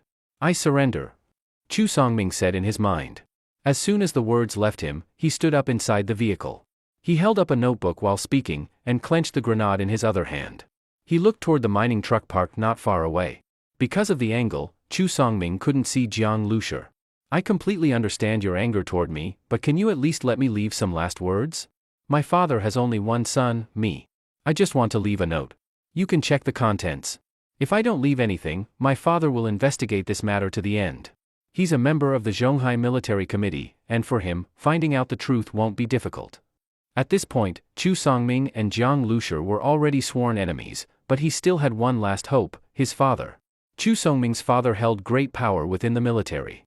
If Jiang Lushi wanted to return to Zhonghai District 1, he had to think carefully about what Chu just said. The mining truck remained silent. Chu Songming let out a small sigh of relief. Fortunately, his father's status had made the other side hesitate. As long as Jiang Lushi feared his father's position, Chu could survive. Surely Jiang wouldn't go so far as to kill a general's only son, doing so would cost him dearly. Zhang Jing listened silently. If he were in Jiang Liushi's place, he might also hesitate. The Zhonghai Military Committee was effectively the central control of the entire Zhonghai military region, and Chu Songming's father was one of its members, a man of true power and influence. Even though Jiang Lushi was strong among the survivors, before someone like that, he was still just an ordinary man. Ordinary people fear those in power, that's human nature. Especially before the apocalypse, this was even more true. After the apocalypse, most government officials lost their authority, but this was a general from the Zhonghai military region. The Zhonghai Safe Island was special in many people's eyes. Only there could they live safely, earn supplies steadily, and keep evolving. It was the only large human settlement in the area. Jiang Lushi, I know what I did before put you in danger, but you're still alive now. If you let me go, I'll make it up to you. Mutant crystal cores, mutant beast meat, guns, ammo, gasoline, I can give you all of that. But if you shoot me, it won't do you any good. In fact, you won't be able to survive in Zhonghai District 1 after this. Chu Songming kept talking, when suddenly, bang! A gunshot rang out. Chu's ears buzzed, he couldn't hear anything. A splash of dark red filled his vision, and then a terrifying force hit him. His whole body was thrown backward and crashed heavily onto the ground. Warm blood splattered across his face. It was his own blood. Then came a hollow feeling, his entire right side was numb. Before he could process what had happened, waves of unbearable pain hit him. Ah! Chu screamed uncontrollably. His eyes were bloodshot, his body twitching. Only then did he see, his right shoulder was empty. Nothing was there. The hand that had been holding the grenade, gone. The sniper bullet's immense power made it a nightmare. Wherever it hit, it destroyed. Bone fragments flew out with the bullet, tearing through his muscles and veins, his entire arm was blown apart. Ah! Chu kept screaming from the pain. Guns, grenades, he couldn't reach for anything. His muscles were convulsing, his body was beyond control. As a soldier, Chu knew well, on the battlefield, being hit by a sniper bullet anywhere meant instant loss of combat ability. Without immediate aid, death was certain. An arm wound was no exception. A human body contains about 4,000 milliliters of blood. Within seconds, he would lose around 1,000 milliliters, he'd lose consciousness, lose control of his body, and die in despair. After that, once the corpse horde passed through, not even a trace of his body would remain. No. No. In despair and pain, Chu Songming's will collapsed completely. He had just regained hope and composure, only to fall into a deeper hell within seconds. Jiang Lushi said nothing. He only looked at Zhang Jing. Zhang Jing glanced at him, then at Chu Songming, who was rolling on the ground. For some reason, this hardened soldier, who had been through countless missions, felt a chill run down his back. This young man was too ruthless. Chu had just laid out all the threats and reasoning, and yet Jiang Lushi still pulled the trigger. The black muzzle of the gun still pointed their way from atop the truck. Zhang Jing threw down his own pistol to show he meant no harm. This is your personal grudge, Zhang Jing said. Chu Songming violated discipline first. As a commander, I won't interfere. With that, he turned and walked toward a military truck. The infantry carrier was already destroyed, so he could only retreat by truck. Zhang Jing's words made it clear, they had completely abandoned Chu Songming. There would be no fight with the scurrying squad. Zhang Jing. Jiang Lushi. You'll die horribly, my father. Chu Songming gritted his teeth, forcing out broken words. But he couldn't stand up anymore. Damn. Still acting tough when you're about to die. At that moment, Zhang Hai and Sun Kuan jumped off the truck. Earlier, Chu Songming had betrayed them. If not for Jiang Lushi, they'd all be dead. Rage burned in their hearts. They jumped down and finally saw the full size of the giant mining truck they'd been riding in, and froze for a moment. Damn. It was huge. But more than their shock, they had something else they wanted to do. Bang! Zhang Hai stepped up and stomped on Chu Songming's face. You bastard! Stabbing us in the back. Still talking about your father? Screw your ancestors. Chu could only groan under the blows. Sun Quan wasn't going to be left out. He stomped down hard on Chu's face, glanced at his wound, then viciously stomped on it again. Chu's face turned pale, sweat streaming down his forehead. He couldn't even curse anymore. It felt like Zhang and Sun's boots were raining down on him, and the pain made his vision blur. The two men took turns kicking him mercilessly. Chu's weakening screams made everyone nearby shudder, a chill running down their spines. This scurrying squad was terrifying. Chu Songming had invoked his father's name, and still ended up like this. The scurrying squad was not to be provoked. Zhang Hai and Sun Quan kicked Chu Songming several times with all their strength, finally venting their anger. Pa! Zhang Hai spat at Chu Songming, who now looked like a dead dog. The freezer truck he had modified with so much effort, spending countless hours on it, was destroyed because of this bastard. Got off easy. They couldn't afford to waste more time here. The zombie horde behind was still quickly approaching. Zhang Jing immediately ordered the vehicle crew to change the tires on the infantry armored vehicle. The vehicle's weapons were pretty much destroyed and could only be replaced once they got back to Zhonghai. When the soldier tasked with changing the tire came closer and saw the scene, he couldn't help but gasp silently. That shot was absolutely incredible. Zhang Hai and Sun Quan got back onto the mining truck. When they stood in front of it, they realized that even with their large builds, they weren't even as tall as one of its tires. Looking up at the vehicle, it was like staring at a steel fortress. Compared to a minibus, this vehicle had an even stronger visual impact. Ordinary cars looked laughably small in front of it. This thing was actually created through an ability. Still, it wasn't hard to accept. Their abilities could evolve, why couldn't Jiang Liushi's? This mining truck must be the evolved form of Jiang Liushi's mechanical modification ability. Zhang Hai and Sun Quan stared in awe at the vehicle for a couple of seconds before quickly climbing on.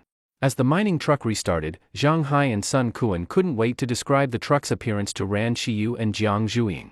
So awesome? If this was peacetime, bro, you'd definitely be rich. Then I could just be a lazy shut-in. While others live off their parents, I'd live off my brother, Jiang Zhuiying said playfully. What kind of nonsense is that? Jiang Lushi replied speechlessly. Right, Sister Ran? Jiang Zhuiying suddenly turned her head and asked. Ran Qiyu was briefly stunned, then smiled and said seriously, if you had such abilities in peacetime, you really could make a lot of money, maybe even build a corporation bigger than Rantech. Haha, I was just joking, Jiang Zhuiying said. Ran Qiyu smiled and nodded, but her eyes turned to Jiang Lushi. This truck, wasn't it the same mining truck? But she clearly remembered that the vehicle was left behind at Jinling port along with the cargo ship, likely dragged underwater by the giant sea monster. Did Jiang Lushi rebuild it from memory? Ran Qiyu felt Jiang Lushi was mysterious, but who doesn't have secrets? She already felt a growing trust toward Jiang Lushi. She had no intention of uncovering his secrets. As long as he wouldn't harm her, that was enough.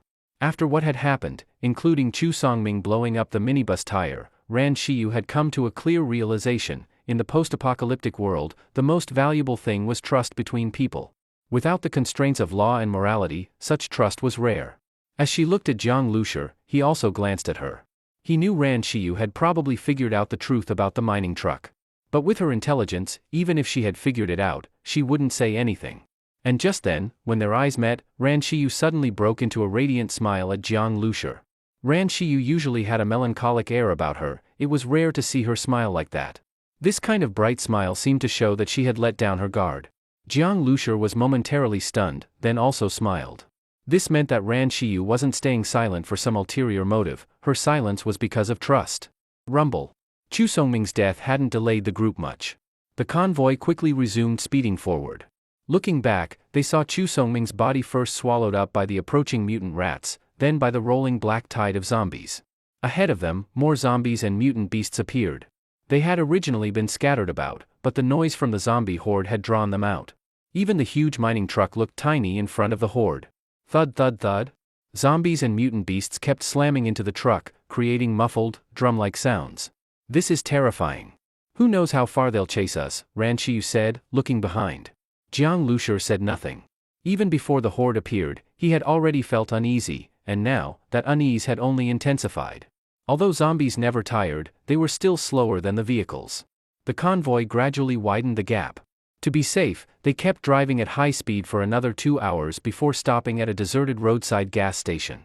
The station had long since run out of fuel, but it still provided a brief place to rest and relieve themselves. Everyone had been on edge, now they could finally breathe. Wang Chuanfu had his Dragon Leap squad parked tightly next to the military vehicle. Sitting in the car, he looked at the giant truck, a trace of fear in his eyes. Back when he had delivered cigarettes and alcohol while scavenging for supplies, he'd tried to befriend Jiang Lushur. But after the minibus tire was blown out, they had all retreated without hesitation. It was understandable, and Jiang Lushur hadn't held a grudge, but Wang Chuanfu knew that rebuilding a good relationship with him was now impossible. Even the military kept a polite distance from Jiang Lushur. Only that freezer truck had stopped to help. But there's no need to build ties anyway, Wang Chuanfu suddenly muttered. A teammate, who was smoking, looked puzzled and asked, "What did you say, boss?" "I'm talking about the Shuriying squad. It's kind of sad, no matter how strong survivors are, they're still just ordinary people. Can an arm really twist a thigh? Even though Chu Songming's father can't cover the sky with one hand, and Zhang Jing will definitely defend Jiang, do you think a father who lost his son will just let him go? So what, they can't go back to Zhonghai?" Not being able to return meant living as a wanderer. Wanderer was the name Zhonghai District 1 survivors gave to those who lived outside the safety zone, like sewer rats. They won't necessarily be banned from Zhonghai, but making it big will be hard. Wang Chuanfu shook his head, and his gaze toward Jiang Liushur's group changed from fear to sympathy. No matter how powerful the Shuriying squad was, being targeted would make life hard. He had once wanted to cling to them, but now, he just wanted to draw a clear line. After they shook off the zombie horde, the whole journey back to Zhonghai District 1 went smoothly without any danger. The mining truck consumed too much fuel.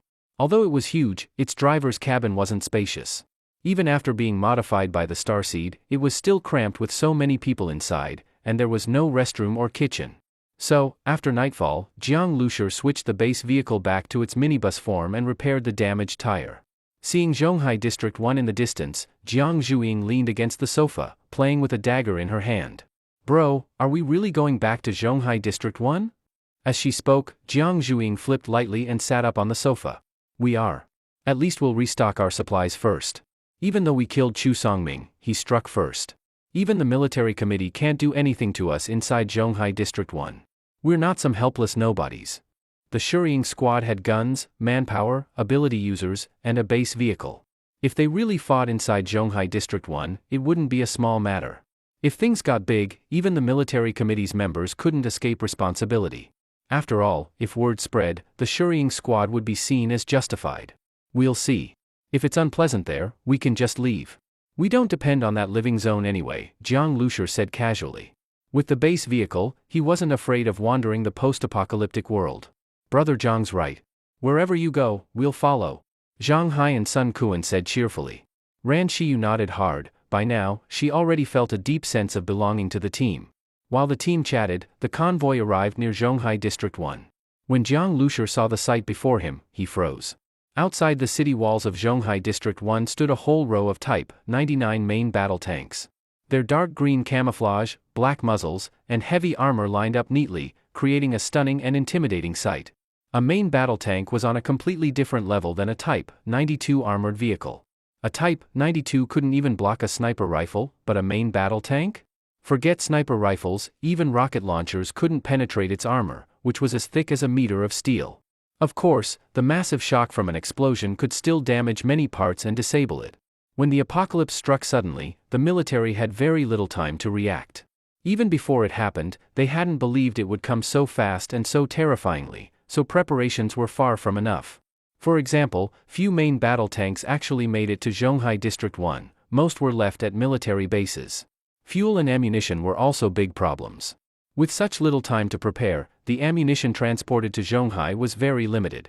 If they used the tanks for heavy combat, tens of tons of shells would be gone in no time. The military had been saving these weapons to defend Zhonghai District 1, rarely deploying them. But now, seeing such a lineup, something must have happened. Could it be a zombie horde? That thought flashed through Jiang Liushur's mind as their convoy entered Zhonghai District 1 after strict inspection. Inside the city walls, he saw even heavier weapons, 2 rocket launch vehicles. They were camouflaged 8-wheeled trucks, with rows of rocket tubes already set up, pointing toward the outside of the wall. For Zhonghai District 1, rockets were even rarer, each one extremely precious. In truth, unless military production resumed, with such severe shortages of weapons, ammo, and fuel, it was nearly impossible for Zhonghai to capture surrounding cities or eliminate all zombies and mutant beasts. Especially with the appearance of mutant zombies that could coordinate actions, even the army could suffer massive losses. I heard drones spotted a zombie horde and mutant beasts gathering near Zhonghai District 1. That's why they set up all these heavy weapons, Jiang Lushur overheard a soldier say during the quarantine inspection. Those damned monsters, they're nothing in front of rockets. If they dare come close, we'll blast them to ashes. An old soldier in army boots took a hard drag on his hand-rolled cigarette, then threw the yellow paper on the ground and crushed it underfoot. Cigarettes were luxury goods in the apocalypse. Who knew what leaves he'd used to roll this one? It smelled harsh and bitter. Haha, that's right. With these iron beasts, those monsters don't stand a chance, another soldier said. Hearing that, the other soldiers all relaxed. These cold, heavy weapons gave people a strong sense of safety. So it really is a zombie horde.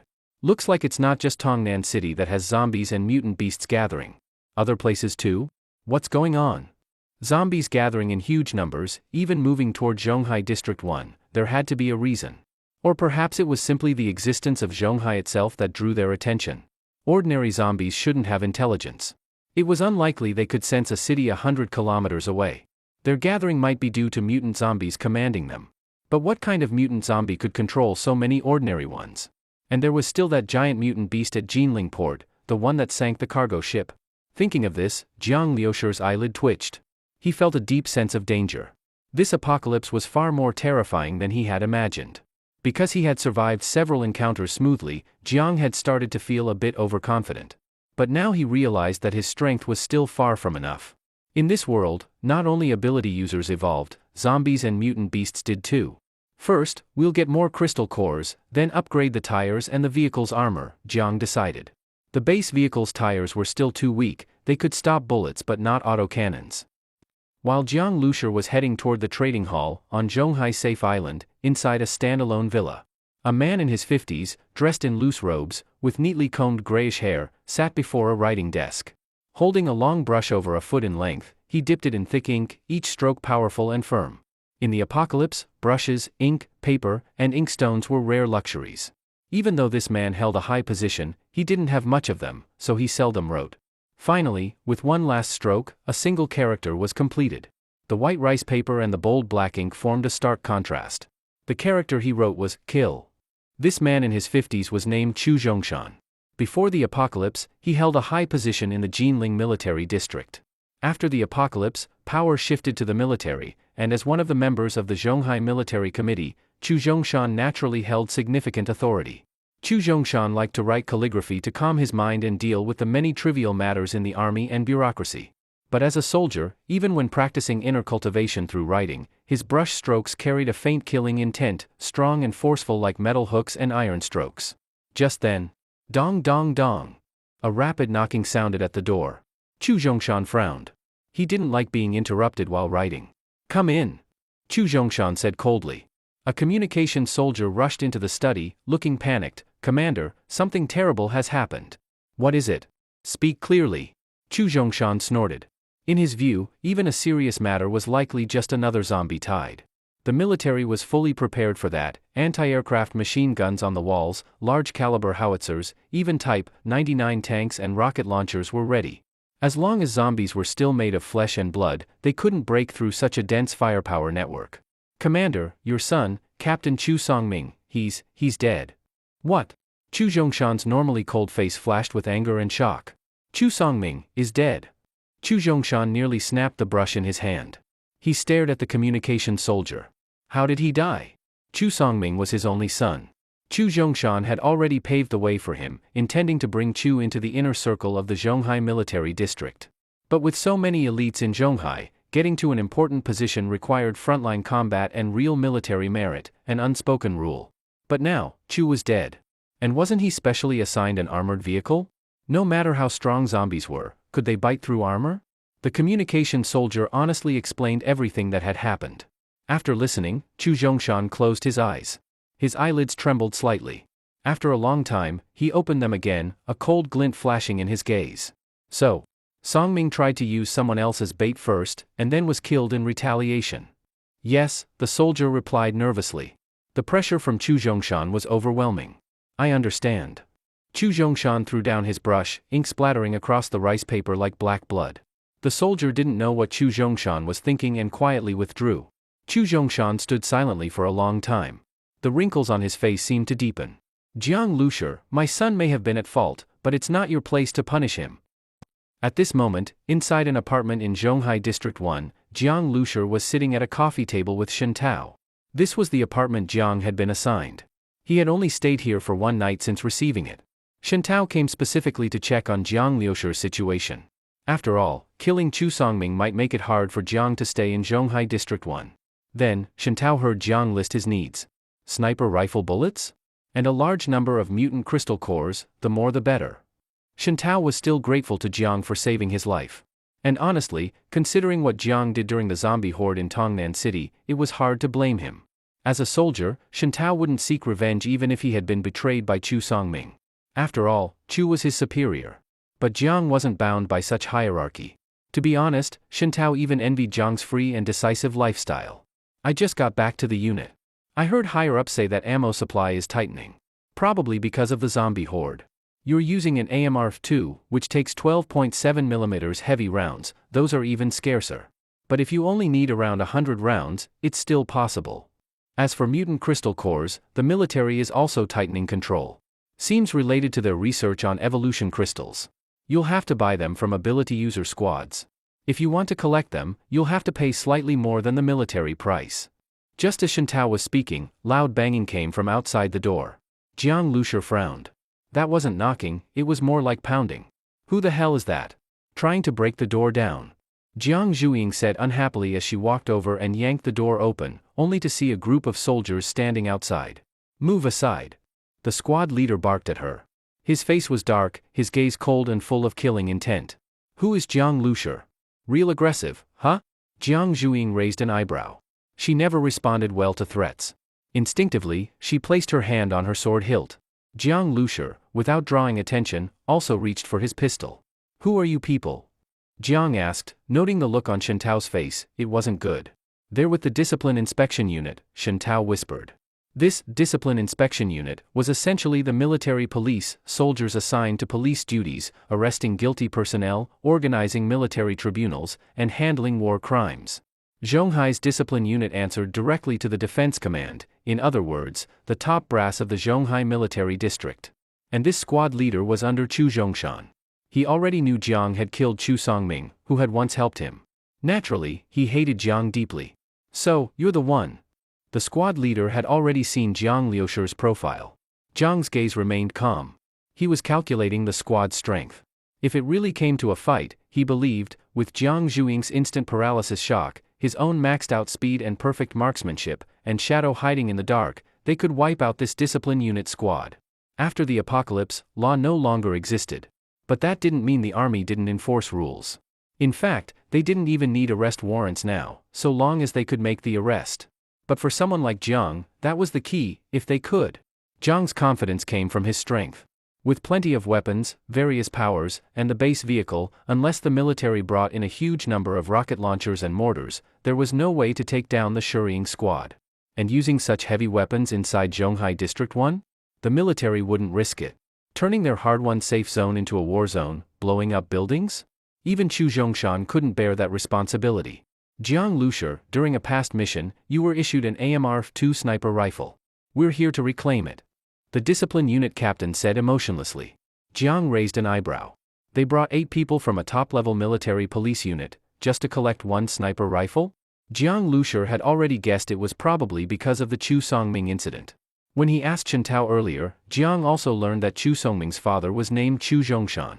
Because of Chu Zhongshan's status, Chu Songming used his father's influence to support the Crazy Wind Squad and run an underground casino in Zhonghai. Only with such backing could a casino like that survive. Otherwise, with such huge profits involved, who wouldn't be jealous? Inside Zhonghai District 1, Chu Zhongshan couldn't touch Jiang Lushi for now, so he started by demanding the sniper rifle, just to disgust Jiang a little. More importantly, a sniper rifle in Jiang Lushi's hands was simply too dangerous.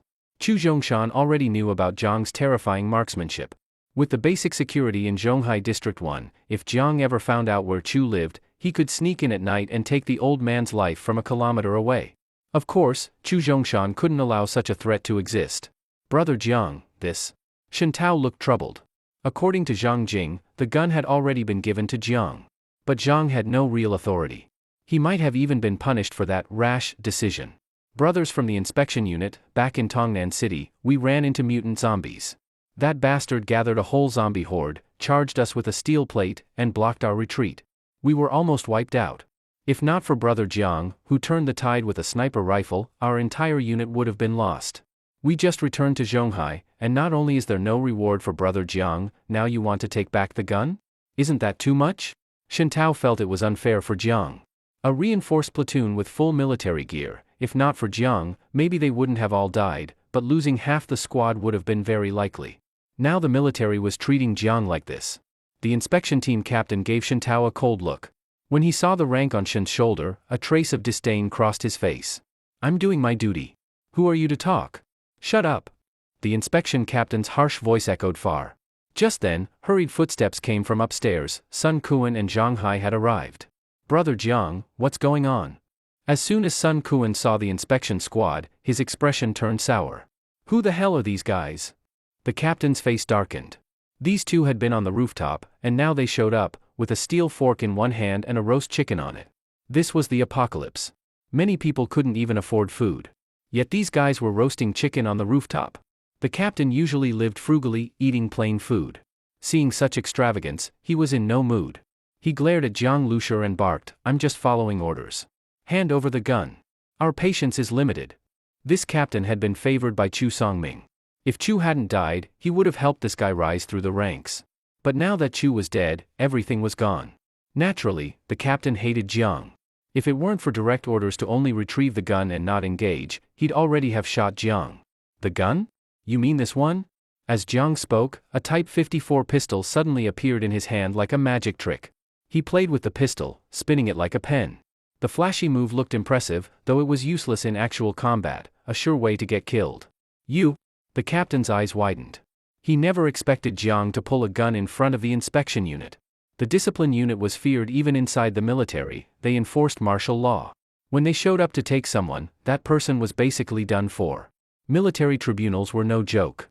This captain was used to intimidating everyone. Yet this survivor dared to draw a weapon in front of him.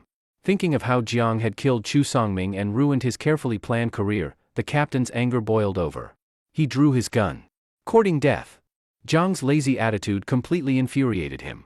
As a discipline unit elite and former Special Forces member, the captain was extremely skilled with firearms. In internal shooting competitions, he had always ranked among the best. The world record for drawing and firing is under 0.02 seconds, too fast to even see in slow motion. While he couldn't reach that level, he was still faster than 99% of soldiers. He had already heard that Jiang was strong and had frightening aim. He didn't think he could beat Jiang in marksmanship, but in drawing speed, he had full confidence. Even if he couldn't kill Jiang, he could at least shake him. In a flash, he drew his gun. But the moment he pulled it from the holster, he felt something weird. It was as if someone touched his gun. A bizarre sensation. He had trained for years and had faced faster opponents, but never felt someone touch his gun mid-draw. What the hell? It all happened in less than 0.1 seconds, too fast to process. He assumed it was his imagination. He grabbed the gun and pulled the slide to chamber around, a faster method than drawing and then chambering separately. This action had become pure muscle memory. But the moment he grabbed the slide, he froze. Something felt wrong. As a soldier, he knew what a gun felt like in his hand. But this sensation was completely off. He quickly looked down at his hand. Greasy, golden. A chicken leg? Silence. Everyone stared wide-eyed at the captain. This seasoned elite, who handled guns by instinct, had just pulled a chicken leg from his holster. What just happened? Even with their sharp eyes, no one saw what had really occurred. Shen Tao was stunned. He looked at the chicken leg in the captain's hand, then at Jiang Lushur, swallowing hard. This was way too strange. Hey. I'm dying. This is killing me. Jiang Zhuiying burst into giggles. Her crisp, bell-like laughter echoed through the room. The captain's face turned dark purple from embarrassment. He glanced at the roast chicken in Sun Kuan's hand and saw it was missing one leg. Someone had swapped his gun for a chicken leg. In front of his subordinates, in front of a low-ranking officer he had just looked down on, and in front of so many people, He had made a complete fool of himself. If this captain of the inspection squad had to pick the moment in his life he most wanted to die, it would be right now. He knew very well that what happened today, pulling out a chicken leg to threaten Jiang Lushi, would become a laughingstock in the army. He had plenty of enemies, even within the inspection squad. Not all the soldiers he brought today were his own men, many had been temporarily transferred after the apocalypse. Once word got out, he could already imagine the reactions of those rivals. They might even give him a nickname, Captain Drumstick. Thinking of this, the squad captain now felt like jumping out the window. Meanwhile, Sun Quan and Zhang Hai finally reacted, and the two big men burst into loud laughter. Damn, your gun's got personality. Drumstick pistol, what is it, McDonald's? No way, I think it's KFC. Sun Quan and Zhang Hai started joking loudly, and at this point, Jiang Zhuing simply tore off the other drumstick and took a big bite. Though her eating posture was a bit rough, with her rosy lips and small mouth, it somehow gave off a contrasting kind of beauty. After swallowing the meat, she said, actually, it's from Daiko's. They fry it too greasy, tastes kinda heavy. Haha, ours is still tastier, Sun Quan and Zhang Hai said as each pulled off a chicken wing and joined the feast. At that moment, the inspection squad captain stood at the doorway, feeling like a complete idiot. They had come in force, armed to the teeth, but the scurrying squad? Not only were they not scared, they were eating roast chicken, chatting and mocking them like they didn't exist. The captain wanted to shoot them all right there, but he didn't even have his gun anymore. His men still had weapons, but what would happen if a fight broke out? Remembering how his gun was somehow switched the moment he tried to draw, a chill ran down his back. He still had no idea how they did it. His proud quick-draw skills had become a joke. Then there was Jiang Lushi, standing in front of him with no visible defense, casually spinning a Type 54 pistol like a student playing with a pen. But the cold glint in Jiang's eyes gave the captain a chilling sense that he was being watched by a killer. This guy was terrifying. The captain had no doubt that if it came to a fight, this bunch eating fast food would wipe out his squad in an instant. At this range, against skilled opponents, you could die several times before even raising your gun. Give me my gun back. The captain forced himself to speak. He felt like he'd lost all face today. Jiang Lushi replied with mock surprise, what? I don't understand. Isn't your gun still in your hand? You? The captain's eyes turned red. He really wanted to strap a bomb to himself and take Jiang down with him.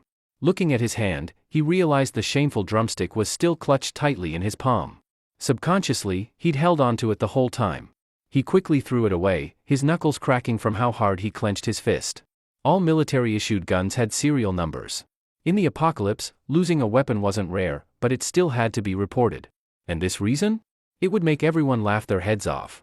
I know you switched my gun. Give it back. And the sniper rifle too, I was ordered to take it. Orders were orders. Even now, he had to grit his teeth and finish the mission. His political backer was gone, and if he couldn't handle this, he might even lose his spot as squad captain. I'll say it again, I've never seen your gun. As for the sniper rifle, sorry, I lost it while fighting zombies. You can go look along the way. Maybe you'll find it, Jiang said bluntly.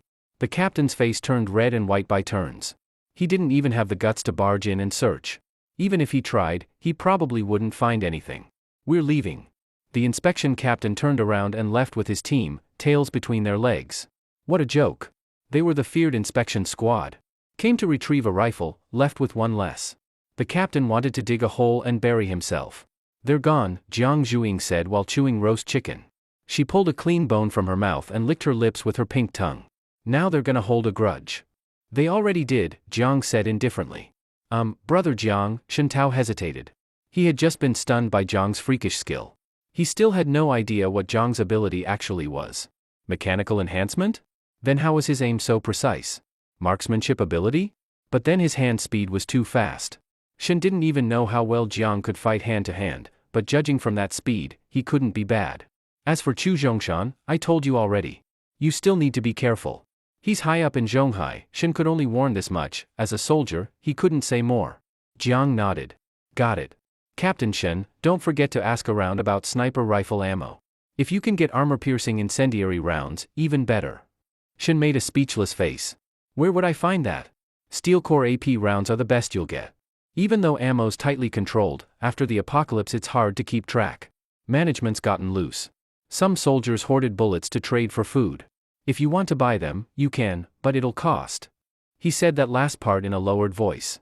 Being military himself, he couldn't let higher-ups find out, especially given Jiang's situation with Chu Zhongshan. Shen left. Jiang picked up the captain's Type 92 pistol. After seeing so many high-powered guns, normal pistols didn't impress him. The Type 92? Even the Desert Eagle? Just toys compared to the AMR-2.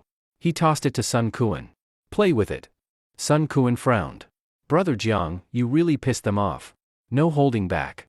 This pistol's no use to us, but it's a slap in their face. It's just the inspection squad, Jiang said, shaking his head.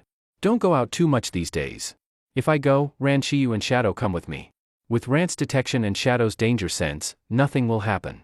Even against rifles or RPGs, I'll know in advance and can kill them first, unless they use missiles. But that's impossible. Jiang had already learned from Shintao that while Chu Zhongshan was a military committee member, there were many others. Above them were vice-chairman and a chairman.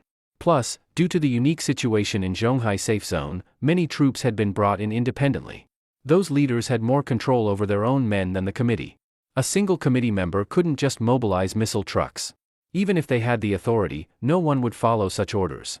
Firing inside the safe zone? No one would dare take that responsibility. Post-apocalypse or not, the current power structure was complex. Chu Zhongshan held high rank, but many others were quietly keeping him in check. Although Jiang Lushur wasn't afraid of Chu Zhongshan, his appearance still gave Jiang a sense of crisis. Inside Zhonghai District 1, Jiang naturally didn't worry about Chu Zhongshan doing anything to him. Chu didn't have the power. But outside Zhonghai District 1, out in the wilderness? If Chu could mobilize heavy weapons, like a Type 99 main battle tank, it could pose a real life-and-death threat to Jiang. A tank's main cannon wasn't something to take lightly. So now, the first thing Jiang Lushur needed to do was upgrade the base vehicle, reinforcing everything from tires and bulletproof glass to the armor. The materials needed for the upgrade were manageable, but mutant crystal cores were a problem. Right now, Zhonghai City seemed to be surrounded by a zombie horde. The zombies around the city had somehow gathered, with mutant beasts mixed among them. Under the cover of zombies, these beasts were extremely dangerous. Many survivor squads rarely went out to hunt now. Even Jiang Lushur felt that leaving Zhonghai District 1 was risky. But he needed mutant crystal cores, and the more, the better. So where could he get them? The military had been tightening control over crystal cores due to their research on evolution crystals. Buying them from survivor squads meant higher prices and limited supply. Jiang also checked his own inventory and realized it was quite limited. His base vehicle storage was full of food and mutant beast meat, but those items were worth far less than crystal cores. Using them to buy cores would barely be enough. He'd still need to take on some missions to earn more. Of course, Jiang did still have one first-level mutant zombie blood core. Selling it would bring in a large amount of wealth, but he didn't want to use it yet. By his estimate, the base vehicle's self-upgrade system would need at least 15 to 20 first-level crystal cores to replace all the bulletproof steel panels with first-level armor, and to upgrade the tires and bulletproof glass. That was a huge investment. And that was just for the minibus. The minibus and mining truck shared armor strength. Currently, only the bumper and combat compartment had level 1 armor, everything else was still just bulletproof steel. The mining truck was far larger, so using steel plates of the same thickness meant it had weaker defense than the minibus. As the minibus upgraded to level 1 armor, the mining truck's steel strength would also increase. Since the truck was just another form of the base vehicle, it wasn't a separate vehicle. Naturally, they shared armor properties. But a few-ton minibus, once transformed into a mining truck, would weigh over 100 tons. So the originally high-level armor would get spread across a much larger area, weakening its effectiveness. In other words, the mining truck's same thickness armor would still be weaker. To bring the mining truck's armor to full level 1 strength, even more crystal cores were needed.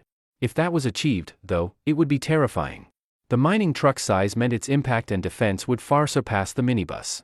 By then, the vehicle's weight might exceed 200 tons, enough to take a direct hit from a large-caliber armor-piercing shell. Of course, that was just Jiang's vision. For now, he had to gather materials step by step. What a pity. Back in Tongnan City, I crushed several mutant rats.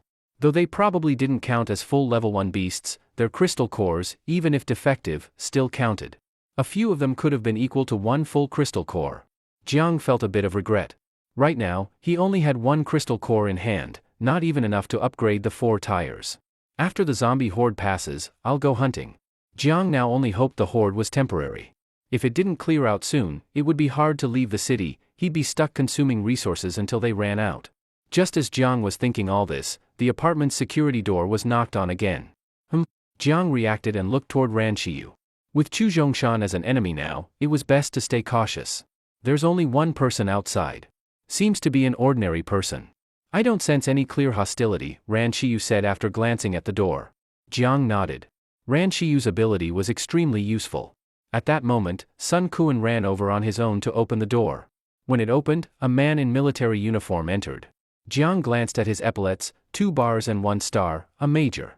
Of course, after the apocalypse, ranks weren't always reliable. Even a regiment commander was nothing if all his troops died early on. In this world, power and influence were what mattered. You needed people under your command. You are? Jiang was puzzled. He had never seen this person and didn't know why he came. The officer wasn't tall, had dark skin, but neat white teeth. When he smiled, they all showed. I'm from the operations department of the Zhonghai military district. One of our senior officers would like to meet you, Mr. Jiang. Oh? Jiang was surprised. Wants to meet me? Why? He was very cautious toward the military. With Chu Zhongshan around, Jiang had to be careful. Visiting someone on their turf could be dangerous. The major seemed to understand his concerns. He smiled and said, "Don't worry, Mr. Jiang. I'm not with Chu Zhongshan, and neither is my superior. If possible, we'd be honored if you could come. The officer has already prepared a fine pot of early spring Longjing tea and is just waiting for your arrival." Jiang was surprised. In this world, even soda was a luxury, let alone good tea. Zhonghai was near the production area for Longjing tea. Before the apocalypse, ordinary Longjing cost dozens to hundreds of yuan per jean. The top quality ones could go for thousands or tens of thousands. Now, such tea was extremely rare. Even Zhonghai's top leaders probably wouldn't drink it casually. This made Jiang curious. He wanted to know what this officer wanted. He glanced at Ran Qiyu. She gave a subtle nod. That meant, the officer wasn't lying. It seemed this visit wasn't a trap set by Chu Zhongshan, at least, it carried no hostile intent. Although Jiang Lushur had confirmed it wasn't a trap, to be cautious, he still brought Shadow, his sister, and Ran Qiyu along. Not only that, Jiang requested to drive his own vehicle. The officer naturally agreed. The rule that no private vehicles could drive on Zhonghai District 1's roads only applied to ordinary people. Military vehicles were exempt.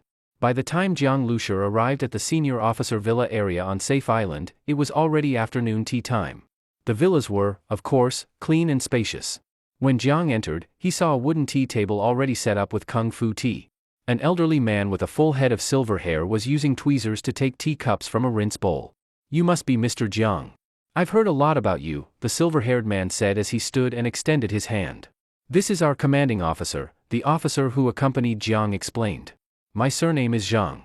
Just call me Old Zhang," the silver-haired man said warmly. This man clearly held a high position, both before and after the apocalypse. Jiang was a bit surprised but extended his hand and shook his. His hand was wide and strong, not at all like an old man's. The palm was covered in thick calluses, rough to the touch, likely from years of handling firearms. A high-ranking military officer who loved to handle guns so much was rare. "Hello, Commander. I'm Jiang Lushur. You're too kind saying you've heard of me. I'm just an ordinary citizen. You probably only heard my name today." "Ha ha ha." The silver-haired old man laughed heartily. "To be exact, this morning." He laughed again, very straightforward. "All just polite talk, I'm not good at that. Back when we fought in wars, there was no such talk. We just picked up our guns and charged. When we got back to the foxholes, we didn't even wear clothes, just butt naked." "Ha ha." Jiang was stunned. This old general was nothing like the top military officials he imagined. Before the apocalypse, Jiang was just a regular citizen. His impression of senior officers came from the news, formal, rigid men in uniforms. But this old man, despite his high rank, talked like a grassroots officer. From his age, Jiang guessed he must have fought in the Southern Border War. Back then, in tropical jungle conditions, many soldiers suffered from skin infections and ulcers due to the heat and humidity. Many had to go completely naked to prevent disease. They made huge sacrifices. That war had once dragged the US into a decade-long mess of protests and crises, and China, in contrast, had seized a key military fortress in just 20 days. It was a victory that owed everything to the will and sacrifice of Chinese soldiers. Jiang suddenly felt respect. The economic boom of post-1979 China was, in no small part, built on the foundation of that battle. No wonder this old man's hands were so calloused. He'd really been on the battlefield, held a real gun. Even after becoming a senior official, he probably refused to let go of it. "Come, have some tea."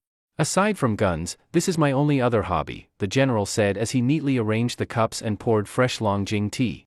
The tea was a clear emerald green, glowing like jade. Clearly high quality. And good tea required proper appreciation. Without knowledge, it was a waste. Jiang said, Commander Zhang, I honestly don't know much about tea. Haha, drink and you'll understand. I'm a simple guy too. When I got old, I tried acting classy like those scholars, drinking tea, playing with walnuts, finger rosaries, but in the end, I still prefer guns. All those antiques? Look the same to me. One's worth 10 yuan, another 10,000, why? But with guns? Simple. Accurate, powerful, long range, no jamming, that's a good one. But tea, that I really do enjoy. I've been drinking it all this time. Sadly, after the apocalypse, hydroponic production in the base is limited. We're only growing food. Tea leaves are getting rarer and rarer. As he spoke, he gestured for Jiang Zhuiying and the others to sit down and poured tea for them too. The teacups were no bigger than shot glasses. Jiang mimicked the general and took a sip. The rich fragrance and smooth aftertaste brought a strange sense of peace. In a world full of killing, this kind of peace was rare. So, why did you ask me here, Commander Zhang? Jiang asked directly.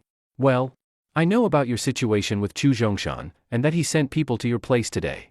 Didn't seem to go well for them. Yes, Jiang said frankly, glancing at the general.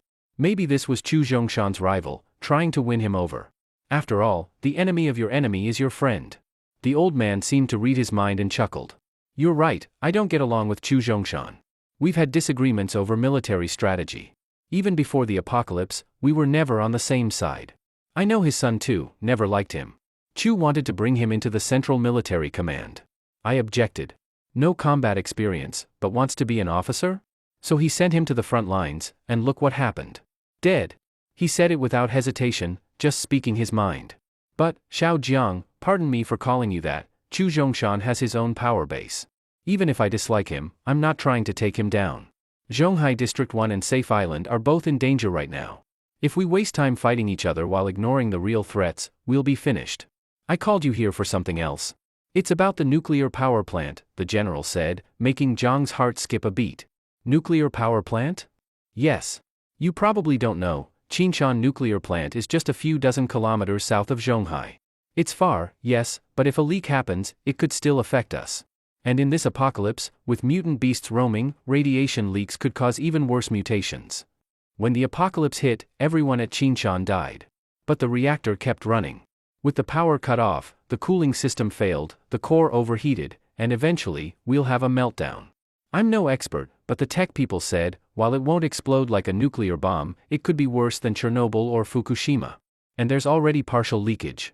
So, the military launched a top-level mission, shut down the plant. At this, Jiang opened his mouth but said nothing.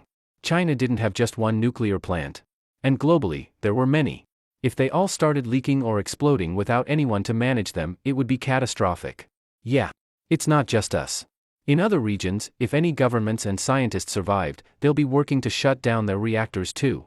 But in places without authority or experts, they might not be able to. We misjudged the timeline of the apocalypse. Scientists thought we had at least a month to prepare. And even then, the virus was expected to spread slowly. But instead, it exploded. Totally defied biology, as if the virus acted like a single mind. The original plan was to shut down Qinshan 10 days before the projected outbreak. We needed power to build and supply Zhonghai District 1. Without it, the safe zone would be a pipe dream. But when it hit, the virus spread in under 30 seconds.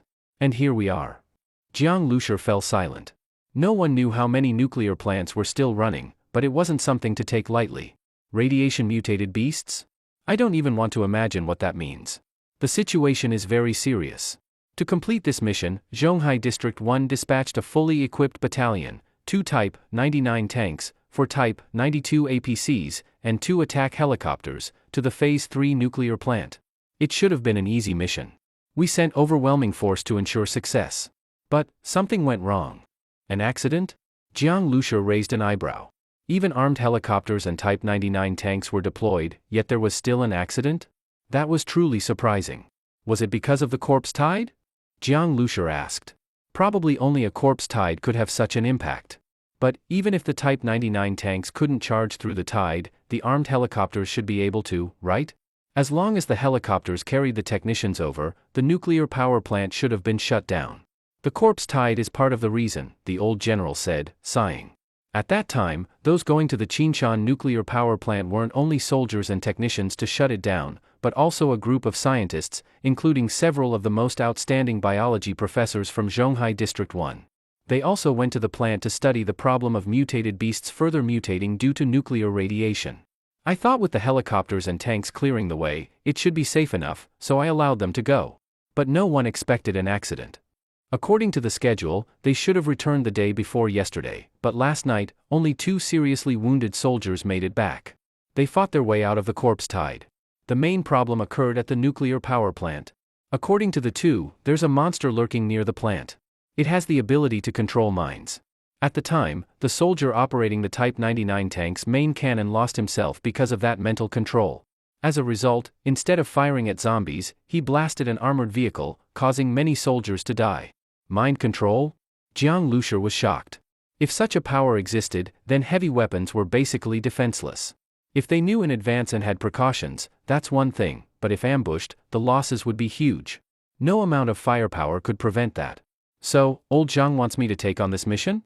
Isn't that looking too highly of me? I have some abilities, sure, but just vehicle modifications. Even Type 99 tanks, helicopters, and a whole battalion failed, how could I succeed? Jiang Lushur shook his head. He was willing to contribute to the country, but not if the mission was a suicide run. As long as he stayed alive, he could play a bigger role as his base vehicle evolved. The silver-haired old man said, I know it's dangerous, but... He looked at Ran Shiyu. This must be Miss Ran. Ran Shiyu was slightly stunned, then nodded slightly. I heard that Miss Ran's ability is in the field of psychic powers. You want Ran Shiyu to fight that unknown monster? Jiang Lushur gently spun his empty teacup with 3 fingers, thinking. What if she fails and gets controlled instead? As for that, the old man continued, I can explain the intensity of that monster's psychic power. It's not that strong. It should only be able to control one person at a time. However, it is very intelligent. The one it controlled was the tank gunner. No one realized he was under control, then boom, major casualties. About 10 minutes later, it controlled another person. It likely needs time to recover its mental energy. As the old man spoke, Jiang Lushur looked at Ran Shiyu. She subtly nodded, meaning he wasn't lying. This was crucial. Jiang Lushur had to be cautious. Otherwise, he might get sold out without knowing. So the monster's psychic power isn't that strong. Jiang Lushur thought. The apocalypse had just started. Whether this monster mutated due to radiation or not, it should still be in its early stage. But if exposed to radiation longer, who knows how powerful it could become? Mr. Jiang, if this is delayed, Zhonghai District 1 could face immense danger, possibly even destruction. And those scientists are the best in Zhonghai. Countless soldiers died to bring them here. If they all die, our research on the virus, zombies, and abilities will come to a halt, a huge loss. Oh? The scientists are still alive. The old man shook his head. They were protected during the monster's first attack. Snipers have been guarding them 24/7. With infrared sensors, even at night, the monster didn't dare approach. We believe its mind control range is very limited. But now, both the soldiers and scientists are trapped in the Qinshan nuclear plant. Because of the corpse tide, they can't return. The old general spoke sincerely, and used honorifics again when addressing Jiang Lushur. Before Jiang Lushur could reply, the old general took out a wooden box from under the tea table and placed it on the table, opening it for Jiang Lushur to see. Inside were 5 crystal-clear, glowing blue items. This is... Jiang Lushur's eyes flickered. They weren't mutated cores, what were they?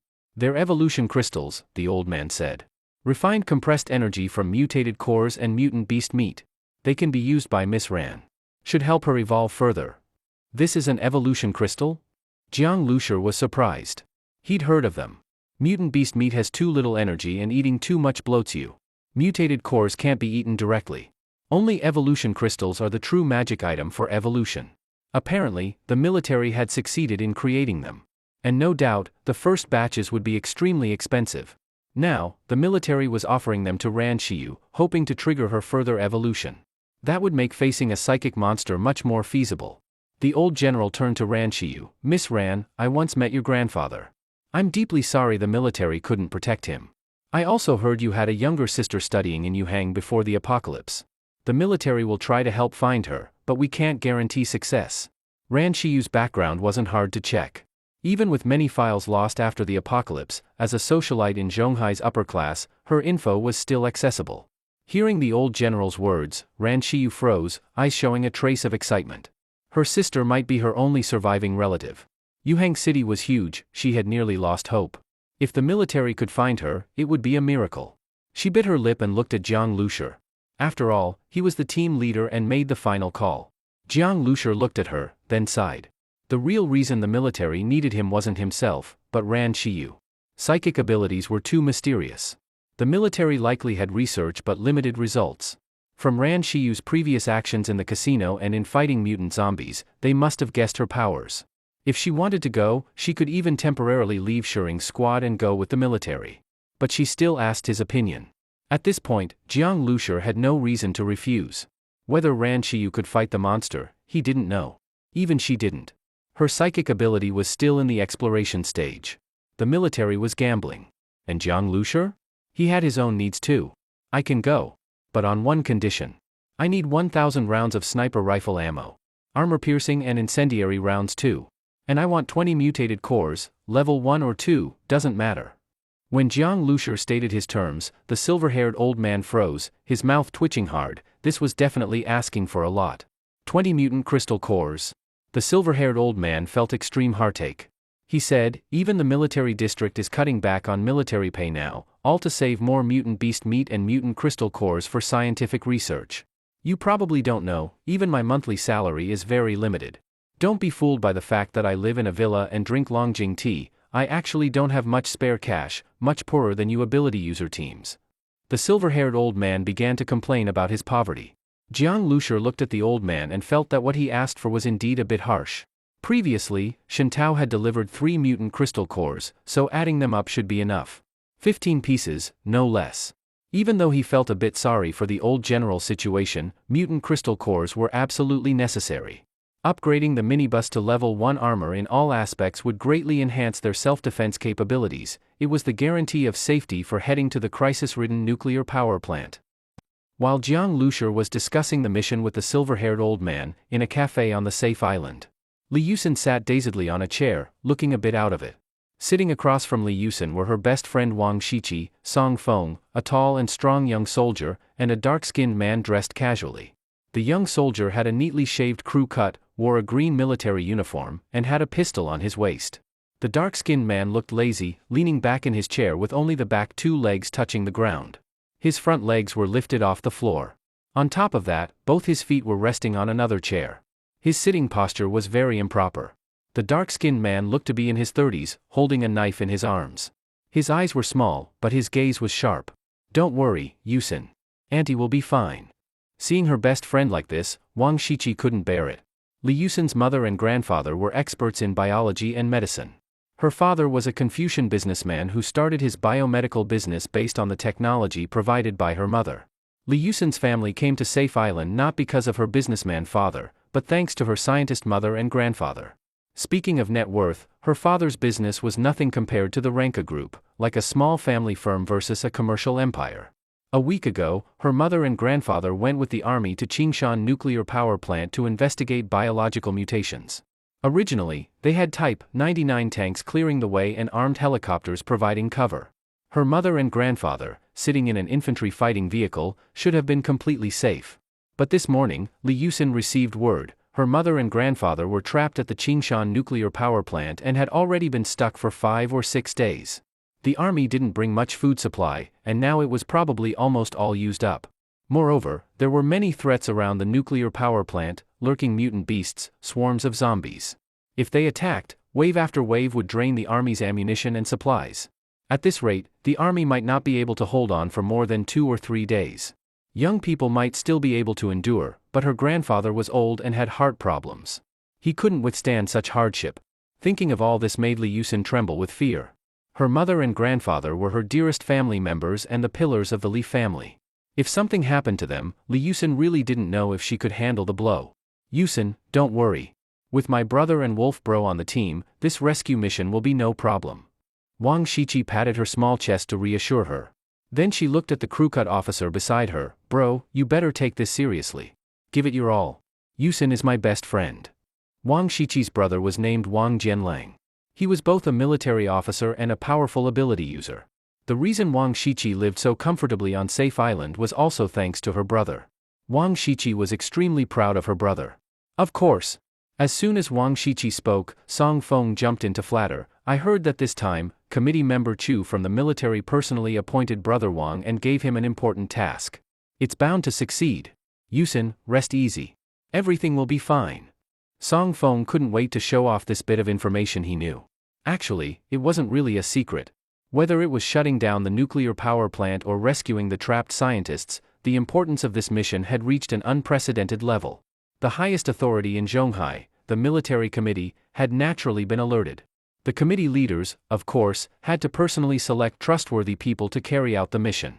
If someone they chose made great contributions in this mission, it would significantly enhance the leader's own political achievements. While Wang Jianlang showed no reaction to the flattery, Wang Shiqi clearly enjoyed it. She almost wanted to praise Song Feng. Perfect answer, 10 out of 10. Although she had always been proud of her brother and often mentioned him, Wang Shiqi knew clearly that her brother was not on the same level as members of the military committee. Those were the most powerful people in Zhonghai.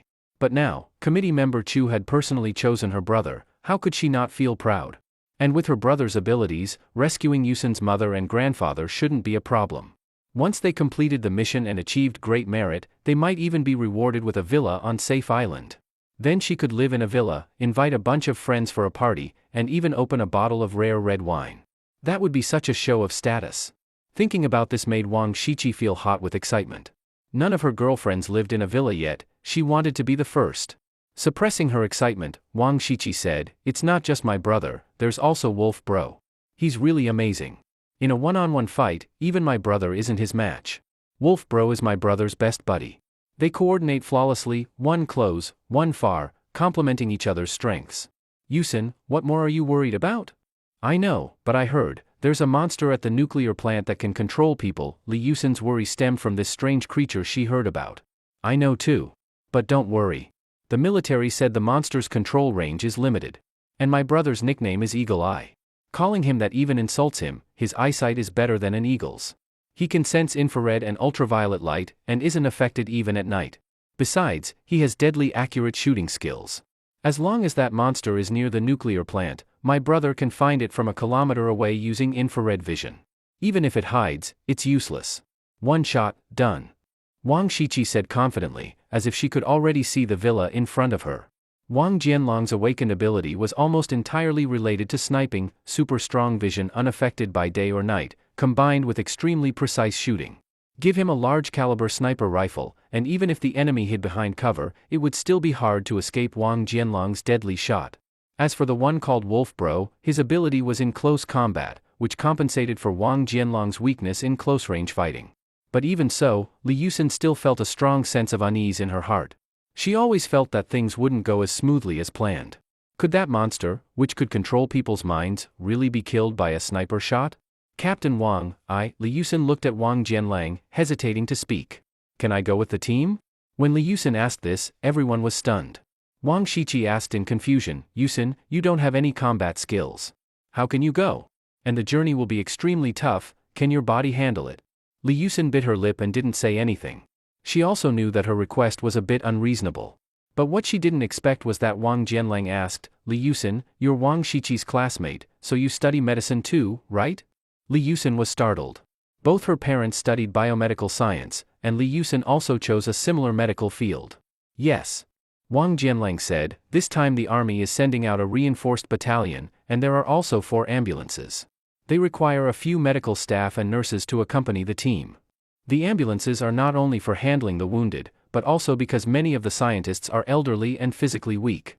Being trapped at the nuclear power plant, they may fall ill, so the military prepared modified ambulances fully equipped with rescue equipment, just in case." Compared to the cramped and stuffy infantry fighting vehicles, using ambulances to transport scientists was definitely more reliable. Li Yusin's heart stirred, and she quickly said, "Captain Wang, I've interned at a hospital too. Although my medical skills aren't as good as experienced doctors, I can operate all the equipment. I won't drag the team down." This news truly delighted Li Yusin. If her grandfather was safe and she could personally care for him, things would definitely be much better. As for her medical skills, they were enough.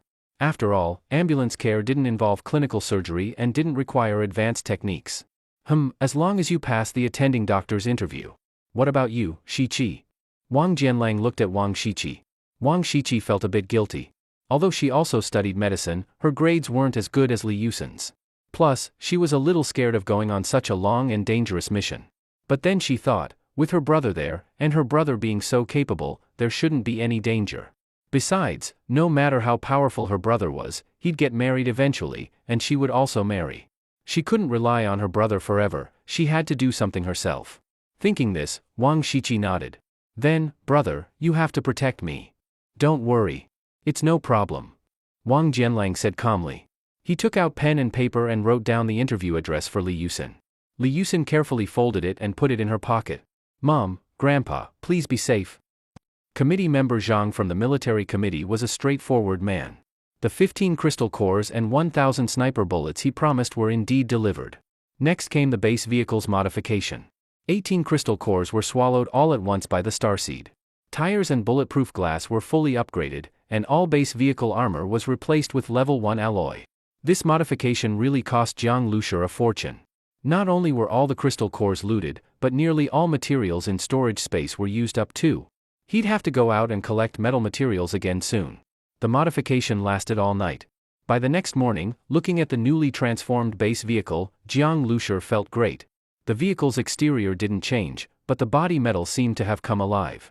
These newly upgraded tires, even if hit by an autocannon, as long as it wasn't continuous fire, wouldn't cause the vehicle to lose control. With all these guarantees, Jiang Lushur now felt more confident about the nuclear power plant mission. Is she awake? Jiang Lushur asked Jiang Zhuing.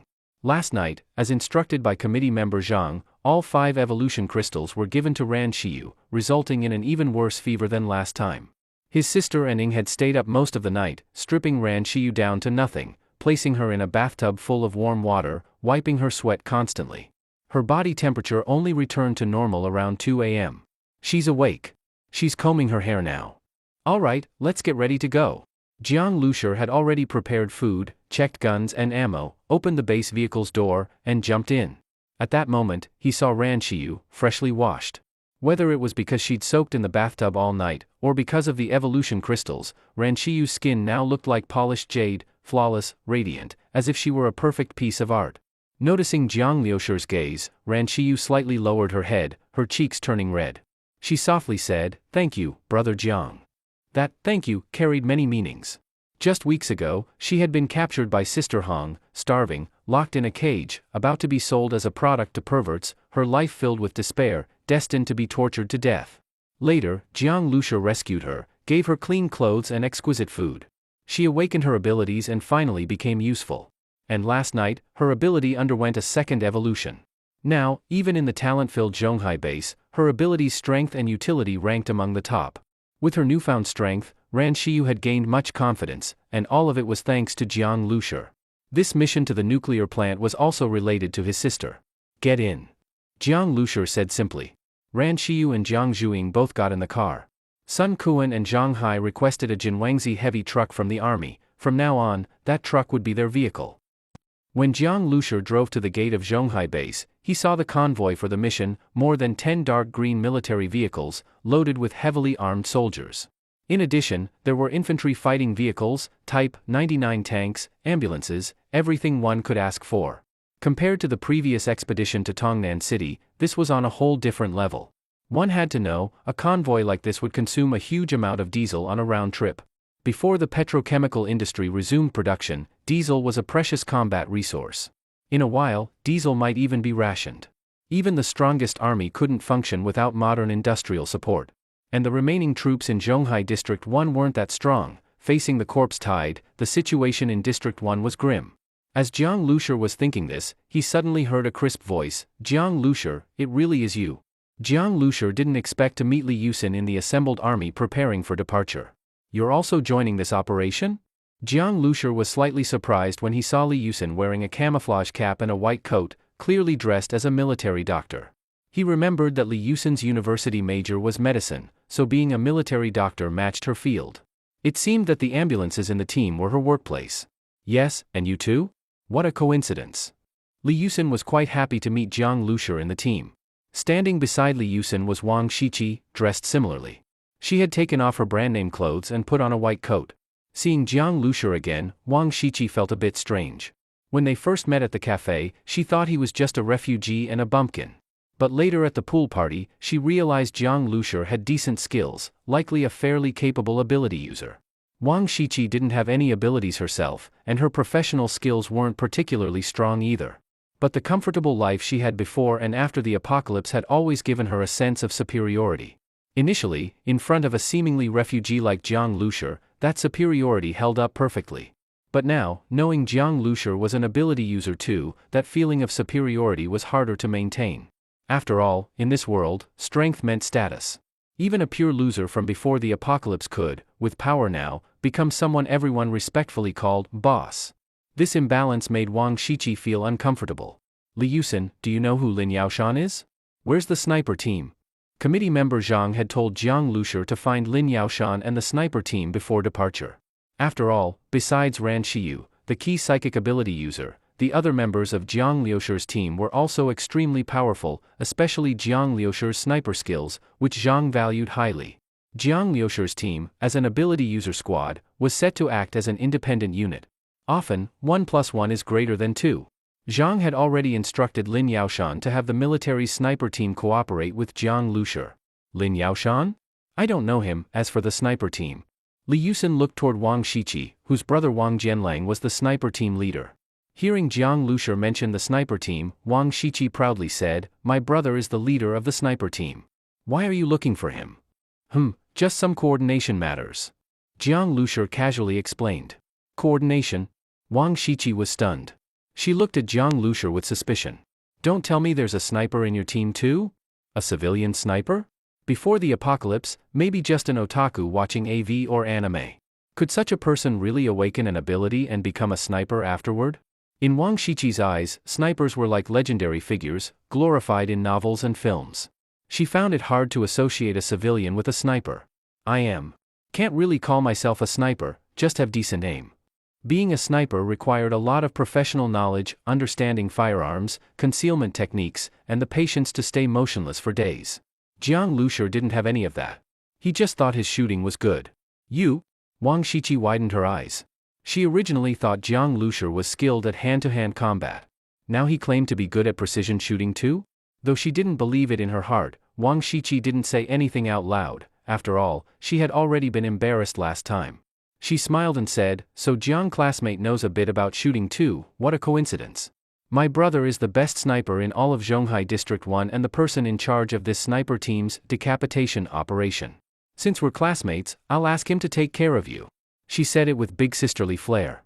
Jiang Liushi's status in her mind had improved significantly, and getting on good terms now wouldn't hurt. Sure. Jiang Lushi replied simply. After all, this mission was full of unknown dangers.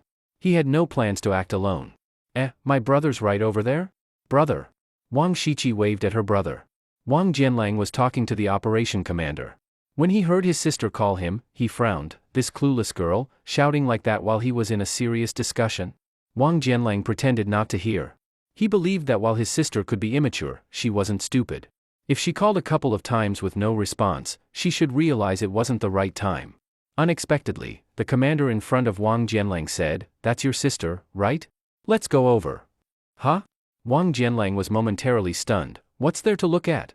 They were only halfway through discussing the sniper operation. The commander was already walking over.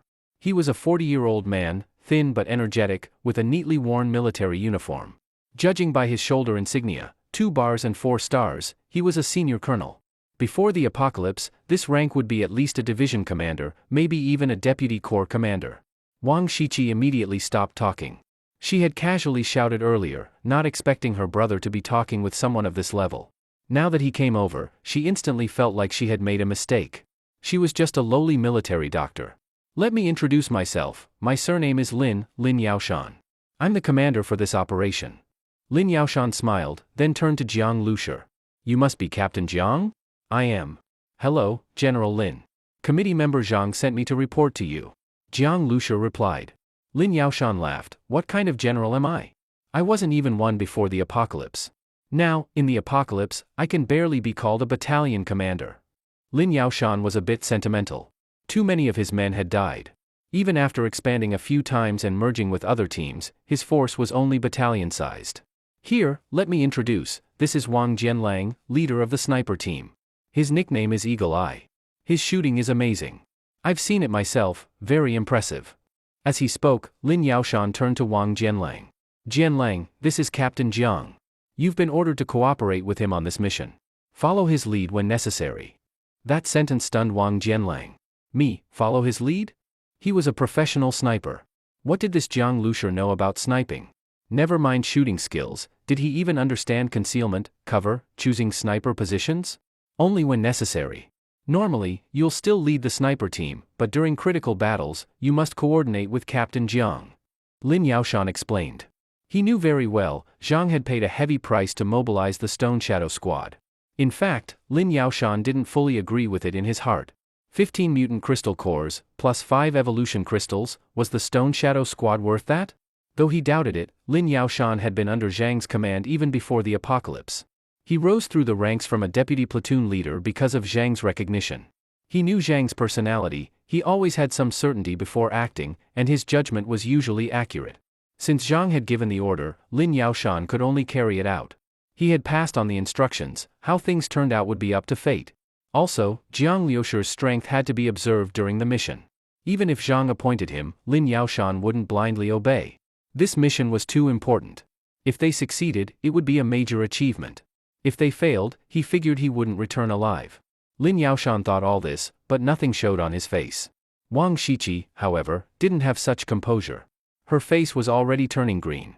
What's going on, letting my brother take orders from this outsider Jiang Lushi? Are they serious? If Lin Yaoshan weren't the commander, she would have questioned him on the spot. But looking at Lin's insignia, Wang Shiqi could only stay silent.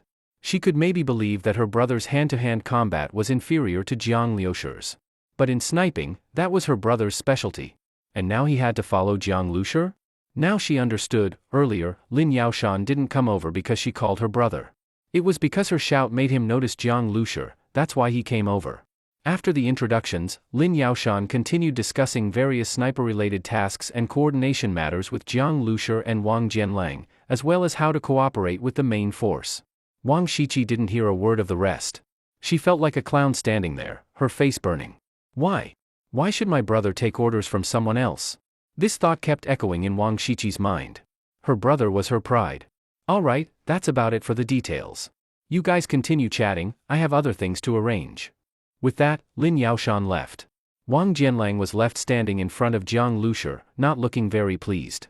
He was a soldier, always obeying orders from the organization, but this particular order made him feel very uncomfortable. Captain Jiang, what scope model do you usually use with your sniper rifle? Is it 3x20mm or 3-9x40mm? Wang Jianlang casually asked Jiang Lushi a question. Scopes were extremely important for snipers. Although, back in the day, there was China's sniper king Zhang Taofang, who didn't use optical scopes and still killed 200 enemies in a few months using only iron sights. That was the 1950s. Even then, most of Zhang's kills were within 400 meters. In modern warfare, a sniper without a high-precision scope is like a bird without wings. Wang Jianlang wasn't actually interested in Jiang Liushi's scope. He was just starting a topic to test if Jiang Lushi knew any professional knowledge, to see if he was qualified to be someone Wang Jianlang should cooperate with. To be blunt, he didn't believe Jiang Lushi, who had no military background, could possibly have the qualities of a sniper. As soon as Jiang answered what scope he used, Wang Jianlang planned to ask how he measured distance with different scopes. For moving targets, once the speed was estimated, how much to lead the shot on the x-axis depending on magnification.